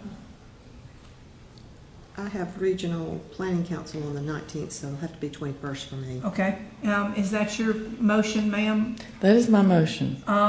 For a workshop on Wednesday, September the 21st from 5 to 7 Yes. here at the annex. Here at the annex. And I've asked Jay if he wouldn't put together just kind of a loose agenda about the different items that have come up during the year that we need to address or need to talk about. Okay. Everything from beach vendors to trash on the beach to Yes, ma'am. driving on the beach to. And we've begun that process, and we have that in the works. Okay, good. Thank you. That is our motion. Do we have a second? Second. We have a motion and a second. Any further discussion on the board? Anyone in the audience? Seeing none, all those in favor? Aye. Motion passes. All right. Mr. Imfeld. Nothing now. Ms. Jones. Nothing. Mr. Chapman. Nothing. I would like to make a request. We all saw how beautiful Choctaw Beach Park is. I'm so excited. It's only one thing that's missing, and that's a splash pad. And I would like to take some $10,000 out of my recreational plat fee and put a small, it's a very small splash pad there for the children. It can easily be done. It'll cost actually a lot less than $10,000 because we have Freeport City Water and all. Really? So we can just hook onto it. Because the last splash pad that they put in down here in South Want was $125,000. Yeah, so we have Freeport, we can hook to Freeport. And it wasn't about the water, I don't Water. think. It was, Well, it was 125 grand. Mr. Nywer was here a while ago And Sarah, it cost to operate those things, I think, Yeah. our water bill's down here about $1,700 a month Yeah. on those things. So, the cost of them, you just need to figure all that in. Okay. If I could have approval, then if it we won't do it if we can't afford it, but if I would like to try to put in a splash pad there, I think that would be such an addition to the park there. Bring the cost back and, I need a if, motion, yeah. I so move. You know. bring the cost back and, Okay, you want us to bring the cost back before you, okay, I will. Okay. I'll bring it back. The next, and I think there are a number of places around the county, I know Matrix does. Is Jeff Goldberg still here? Madam Chair, Yeah. I noticed that back here one of the tabs is something from my district up there, rec plat fees. I thought it had been placed on the consent agenda, but if it wasn't, I guess we need to go back to Okay, that. wait a minute, I'm sorry, he was with. Well, quit talking to her. I was talking important stuff. I'm sorry, could you say what you said again, sir? I forgot. Why don't we get through No. this help relief and then we'll come back to him? That would be a good plan. Let's go ahead with our We need to- discussion. Yeah, finish your stuff up, but Then I'll come back to you. Please. Okay. I was talking with Jeff Goldberg, I guess he's already gone, about what we can do to help those folks in Louisiana. And we talked specifically in the pre-BCC meeting about, looking at specific items instead of just say, hey, bring stuff. They don't need clothes. I heard that on the TV the other day, but they do need baby diapers, all kinds of baby stuff, tools, that sort of thing. I'd kind of like to set up maybe a relief station, perhaps here at the annex or the TDC, and then at admin, that and publicize it if anybody wants to bring items, non-perishable food, of course, canned goods, and then we can get, I believe there's a company out of Bay County called Two Men in a Truck that are taking stuff to Louisiana. Maybe we can get with Bay County and send what we can in that direction, because by the grace of God, could be us. So with your permission, ladies and gentlemen, I'd maybe like to put out the word. If people want to help, they can bring stuff to the county offices and we will get to them. have they said what they needed? Because a lot of times they say, don't bring all the stuff because we can't get it, They did say no clothes. I heard no clothes. Okay. Okay. I've heard baby diaper, baby good, baby stuff, lots of baby stuff. Well, from Okay. my experiences Yeah. in different Yeah. hurricanes around here, it is toilet items, Yeah. baby diapers, formula that you don't have to chill. Yeah. Stay away from the food, Yeah. the clothing, Yeah. because that's very hard to get rid Yeah. of. Water is a big idea. Yeah. So, Yeah, just a lot of water, okay. Just bring a case of Yeah. water. Yeah, you that's a know. great idea. Many years ago, we loaded up a van to go down to Fort Myers after Hurricane Charlie went through. And the biggest things that they used that we brought down there was fresh water and supplies of gasoline, 5-gallon cans of gasoline to run generators and equipment that they were using to get rid of the debris. So I support this, and I would even think that if we got to the point where we needed to run a van over there to help distribute some of the supplies, not a bad idea. Okay. Although I want Mr. Goldberg to make sure we don't get one of those tropical storms in the meantime. In the meantime, We gotta watch our back door. and don't forget mosquitoes. There's a Right, buku of mosquito them over there, repellent. so we need mosquito repellent. Yeah, mosquito repellent would be, they could use it by the case, I'm sure. So if Lewis could put out the word on that, if we're all I don't know whether we need a motion for that or just all agree and then we'll get with Jeff on how to get it distributed. Yes, ma'am. Lou Svehla, SVEHLA, Public Information Manager. I've been in contact with Jeff. He has been talking with some of the coordinators in the Louisiana area to find out what kind of things they do and don't need. If you'd like for that just to continue, and once we have what those items are, that can really be part of the announcement. Hopefully we'll know in the next day or two. So when we do the advertisement, put it on the website, that sort of stuff, we can actually specify what types of things. So I continue to work with him, and we can just build that in before the release if you like. Okay, let's try to make it sooner than later. Those Yes, people ma'am. are in need now. Yes, ma'am. You know. Thank you, Louis. Okay, Mr. Bill, going back to you. Ms. Dee told me it was taken care of on the consent, so I don't have anything. Oh, okay, very good. At this time, citizens request, Flint Morris, Eagle Bay Landing. Don't see Flint. Okay, I'm gonna say Jason, and I won't say the last name. Okay, thank you. It's okay.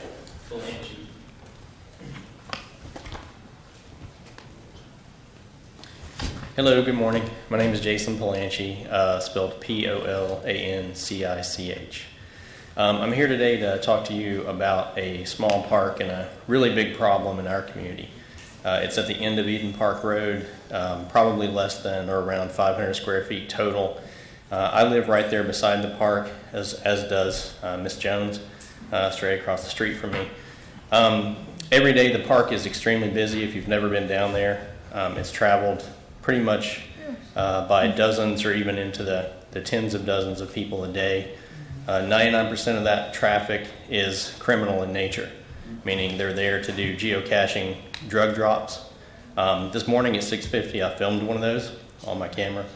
Car comes in, drops off the drugs in the woods, and another car comes right behind, picks up the drugs and leaves.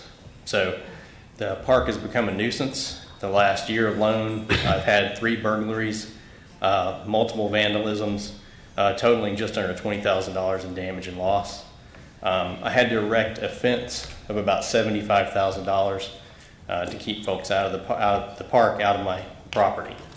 Which one's yours? I'm sorry. So you see the boat dock that's kind of at the top there at the angle? Yes. Right in the trees there, you see that turnaround that's sort of a dirt road turnaround? That's actually private property. Okay. It's actually a difficult situation. The private property is owned by 5 different individuals. Okay. One of those pieces is for sale. It's a little strip of property down the middle. Otherwise, I would buy the property and close that too. And where's your house? That's my house with the boat dock behind it, so right in the trees. Okay, okay. Miss Jones's house is right down from the cursor to the left, across the street. And then where's the park? I'm sorry, that where you have your mouse is the park. My house is the roof that you see right below that and to the right. If you go down, just right there. Yeah, there you go. Okay, and so that's the park, and is that dock? That's my dock. Yeah. That's your dock. Okay. Mm-hmm. So they go down there. Is it accessed by boat, or do they bring their boats, or is it? So that's interesting. Let me talk about that Okay. to answer your question. It's a dead end road. So the road comes down and dead ends into the park. The park consists entirely, again, less than 500 square feet of a couple of park benches, some swings, garbage can. We quite frequently see cars and trucks come down, back up into the park. A boat will come and meet them, take their illicit goods, and drive away. Okay. How did the park get there? I honestly don't know. Okay. Because, I didn't realize that there was a park there. I didn't either. Yes, ma'am. Have you said you videoed a drug drop? Took photos this morning while working on my porch. Have you yes. passed that on to the sheriff, or are you? I have not. I've actually called the sheriff 25, 30 times by the way, the sheriff's department's done a really good job. They always respond, they always go out. The problem is 99% of these people are in the park for less than 5 minutes. I understand that. You know my past experience as sheriff. So they have means and techniques to take what you got there and work it. So I would strongly urge you to pass that on to the sheriff's office They can turn it over to their narcotics unit, and it may take a little time, but they'll work it. Yes, sir. I actually have been. I sent a video in for my appearance today. The video actually films a thief coming from the park and stealing about $1,000 worth of fishing rods off of my dock 2 weeks ago. Prior to that, they stole $2,000 to $4,000 worth of YOLO boards from my house coming through the park. We filmed all those. I do provide it every time we fill out a report, and I fill out a report every time we do. A drunk driver, there was a party at the park last summer, backed up from the park into my gate and ruined a $13,000 home opening gate in my driveway. And that doesn't account for all the numerous drug exchanges that happen every day. A little bit of everything goes on there, discharging firearms. I was personally over there last summer walking my dog, and someone dumped about 15 abused dog nap dogs with collars still on, called the animal welfare. They came and got them. This past summer, just about 30 days ago, my daughters were on the deck fishing and witnessed a live sexual act in the park on the picnic bench. So people go down, they know no one's patrolling it, they know no one's on staff there, there's no park ranger, so that's where they do their illicit activities. As I remember, that area was they used to back boats into it, so it's historically been used for a long time. I know we have worked with Jason, Public Works worked with Jason, and I believe talked to Commissioner Meadows about this, but we put up a fence. You see where the clearing is? What people were doing was going down the road and going into the private property and partying, and even one night someone set fire. My house would have burned if our fire department hadn't been so fast to get there. So the fence did help just a tad. What I'm concerned about is there's so many people up the road that bring small children, and it's used, if somehow we could use it as a walk park and not, have vehicles down there, and, I don't know the answer. Maybe you could work with Public Works a little bit more. I'd like to hear what the other commissioners have to. I don't know how you can stop people from doing, illicit bad things. I mean, the good folks in the world, if you put up a sign and say, this park's closed, you can't use it anymore, I'm gonna turn around and go back. But the people that have been historically using it for illicit purpose, they're still gonna go there. Whether you put up a sign, the only thing I know you'd have to do would be fence the whole area off, and then they probably tear down. I mean, if somebody's gonna do something wrong, they're gonna do it wrong. So I don't know how we keep people from, even if we close the park, I don't think that would solve the problem. We started putting cameras out at all our parks. Yeah. Webcams, and, they can watch them. It's... Well, with due respect, the road is a dead-end road. People go down there because they know that it's a place that other people recognize, and they say, hey, I'm going to drop these drugs off here, you go to Eden Park and get them. What I'm proposing is that a split rail or other fence be put up at the dead-end road before you get to the park, so they can no longer access the park to make their drop. That's what I'm proposing, and that will actually curtail a lot of the activities that go on there, just not allowing them access down the road, which again is a dead-end road into the bay. We'll be glad from the staff perspective to work with the Sheriff's Office and Jason and our park folks, and we can get involved from admin to take a look at the most reasonable way to try to come to some conclusion that I thought there was a gate. I thought there was a gate there. There's no gate. Somebody told me no, ma'am. There's no gate. Is that a public? Is that our road? Is that a county road? It's Eden Park. Eden Park. Okay, so it is. Okay, so we could do whatever we want to with it. Okay. And all I'm proposing is a gate to close the park. Right. Because they will not. They can't proceed past my house, past Miss Jones' house, if there's a gate there. And then the neighbors could walk down and use it as a children's play area, whatever they wanted to do. But basically, and by the way, anybody using it to launch boats? Is anybody launching boats? They don't do that anymore. No, they don't launch boats there. And by the way, I did want to note that I'm perfectly willing to pay for all the gate and fencing and everything else just to get the damage has been, the bleeding needs to be stopped for me. It's it's the tune of $20,000 this summer alone. So okay.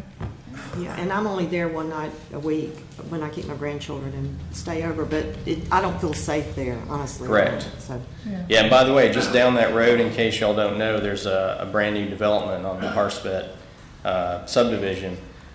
Really nice brick homes, about 50 of them. A lot of people have worked really hard to get some equity in a home, and this sort of thing is happening feet away from them. It's wrecking the whole vibe of the neighborhood, and as you said, Ms. Jones, it actually doesn't feel safe around there, especially with weapons being discharged. It's only a matter of time until somebody gets shot and a deal gone bad. Okay. Well, could we direct, just a minute, Mr. Kramer, could we direct Public Works and Parks and admin to get together and bring us back a solution? Yes, ma'am. We'll be glad to do on that. for the 20th, that would be the next, Sure. our next meeting. Thank you very much. Okay, thank you, sir. Mr. Kramer. Commissioners, I've owned multiple residential properties on North Eden Park for about 30 years, and I'm well aware of the problems my tenants tell me about it on a regular basis. In fact, I lived there when my daughter was 3 years old, and we accessed, historically, this park, went down there prior to it being built out by the county with picnic benches and swings and stuff, and the reasons that myself and others at that time, historically, 20 years ago, asked that the county did it, and the county, brought it to park quality. It is a direct 66-foot beach access. It's part of the Santa Rosa plantation. My suggestions for the empathy for the other owners and the new owners that will be coming in there is that you did block it off, make it a strictly pedestrian access. Put up signs that say, whether we have them or not, but put up signs that say that this park is under 24-hour video cam surveillance. Goes a long way to deterring those properties. But please leave the park open. My tenants and I historically, I don't use it anymore, but I have a lot of good memories at that park. It was a beautiful place. It still is a beautiful place. It's just that the current elements get in there. You can work with the sheriff's department to put video webcams and stuff up there. My tenants would appreciate it because they complain to me about the elements that are down there as well. But it's a beautiful place. I'd hate to see the county lose that asset for being scared. Thank you. It is a shame that one or two bad apples can ruin it for the rest of us, Now we have public comment time. Is there anyone that would like to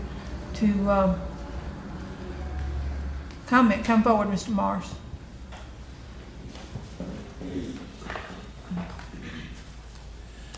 Hugh Marsh, M-A-R-S-E.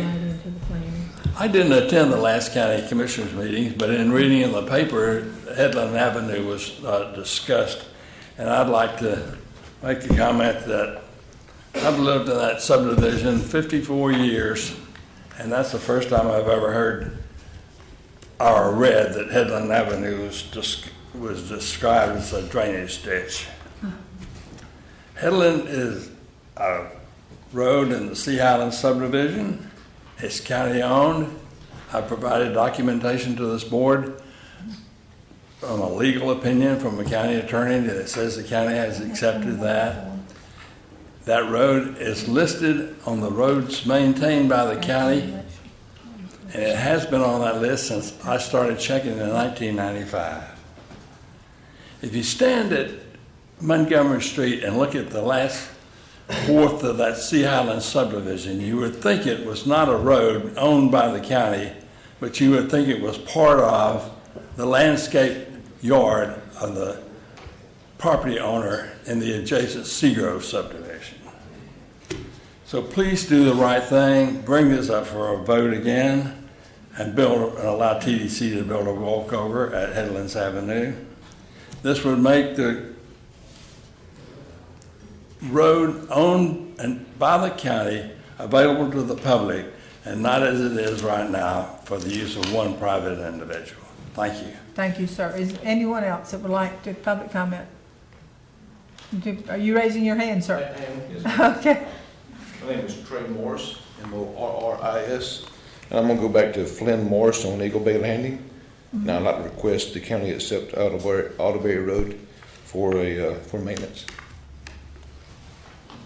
Oh, that's right. Yes, ma'am. Yeah. Item number 59. Okay. I didn't know I was supposed to speak on it, and so I didn't know anybody else was here.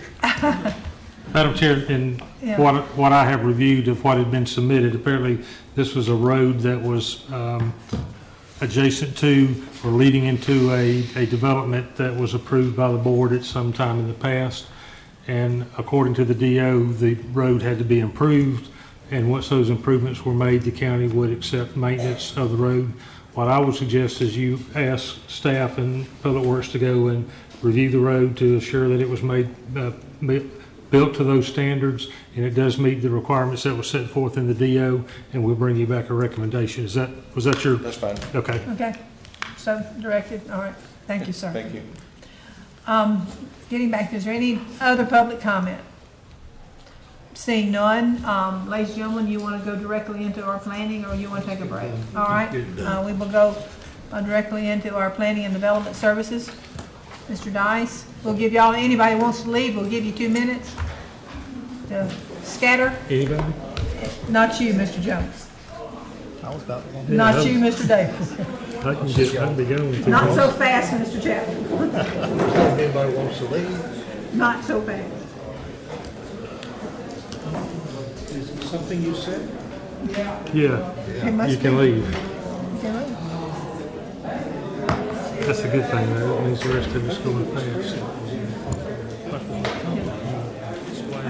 Yeah. Was that asked us to buy the invitation and get it out and we'll know what it's going to cost. Okay, can I do that individually, or do I have to do it in the ordinary? Or I'll wait till the next time. All right, Mr. Dice. Thank you, Madam Chairman. The first items are SHIP items. I'm going to have Matt come up and present those, if that's okay. Second. We have a motion second to open the public hearing. All those in favor? Aye. All right. Mr. Mack. Good morning, Commissioners. Matt Carpenter for the Planning Department, CARPENTER. Our first item on the agenda today is the public hearing for the Affordable Housing Advisory Committee recommendation report to notify the public that that report is available. The advisory committee recommended continuing the strategies that have been in place for the previous 3 years.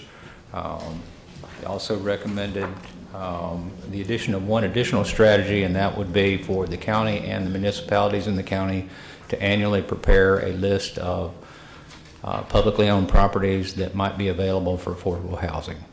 We actually have this requirement in some other programs, so this is not actually a burden to the county or the cities.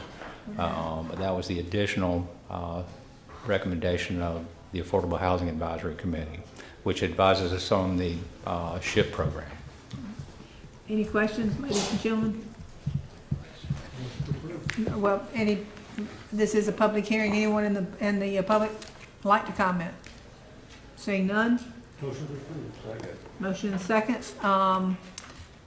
We have to close and then vote. This isn't to do with We money. actually need to close the public hearing. Yeah, close, yeah, because this doesn't involve money. So your motion was to close, correct? Okay. Okay. All those in favor? All right, now we need to vote. All right, we have a motion and second. All those in favor? Aye. There you go. Thank you. The next item is to authorize the county to submit the SHIP annual reports and authorize the chairman to sign the certification for this annual reporting cycle. Motion second, any discussion? Anyone in the audience? Seeing none, all those in favor? Aye. All right. Thank you, Commissioners. Madam Chairman, the next item is to request to accept the resignation of Ms. Tammy Runge from the Zoning Board of Adjustment. So moved. Second. Second, my comment is I have a couple people I'm working with in District 3, which is a replacement, and hopefully at the next board meeting, I'll have a name to put for you. I'm sending the paperwork, volunteer paperwork to get completed. Okay, so I think we had, motion was by Jones, second by Meadows, okay? Any further discussion? Anyone in the audience? Seeing none, all those in favor? Aye. Motion carries. Madam Chairman, the next three items are quasi-judicial, need to be sworn in. Sure, anyone who anticipates testifying or speaking to the board regarding any item on the quasi-judicial docket, would you please stand and raise your right hand?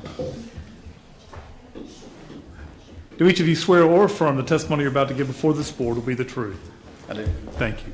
Commissioners, anyone had any ex parte contacts that would prevent you from rendering a fair and impartial decision? Any? Everybody says no. It's all yours, Mr. Dice. Madam Chairman, the first item on our agenda is a request to continue the Siboney plat. The agenda item says September 13th. The meeting's been moved to the 20th, and so we're requesting this to be continued to the September 20th board meeting. We have a motion and a second. Any further discussion? Seeing none, all those in favor? Motion carries. Next item is a request to approve a final order for New Bama Steel. I'll ask Rita Bagnotti to come up and present this, please.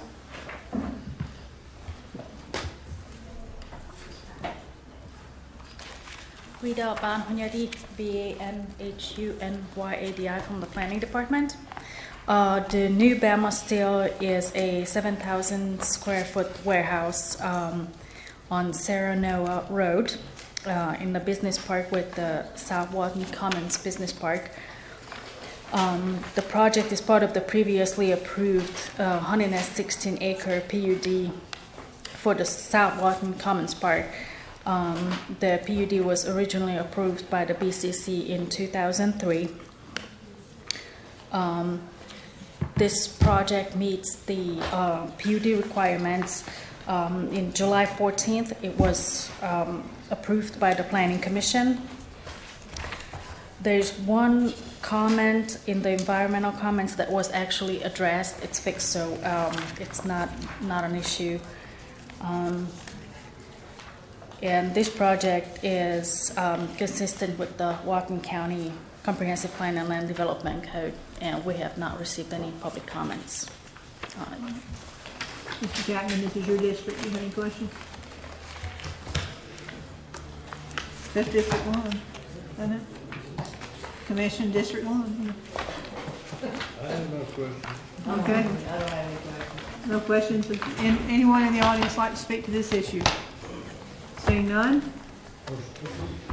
Motion and a second. All those in favor? Aye. Motion carries. Madam Chairman, the last item on our agenda is a request to approve the final order for Indian Women Road lot split. And again, this is a application that Rita has reviewed. I ask her to come forward.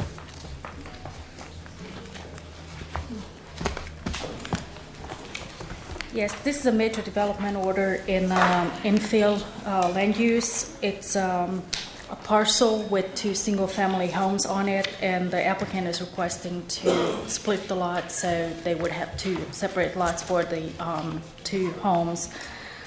The Planning Commission approved it on July 14th, and there are no public comments. We received the compatibility analysis, which we think it's compatible. We accepted it. We have one condition, and is to show on the final plat that the vegetated natural buffer gonna be undisturbed if it changes ownership. And once again, it's consistent with the Comprehensive Plan and Land Development Code. Does anyone have any questions of staff? No. Anyone have any questions of the applicant?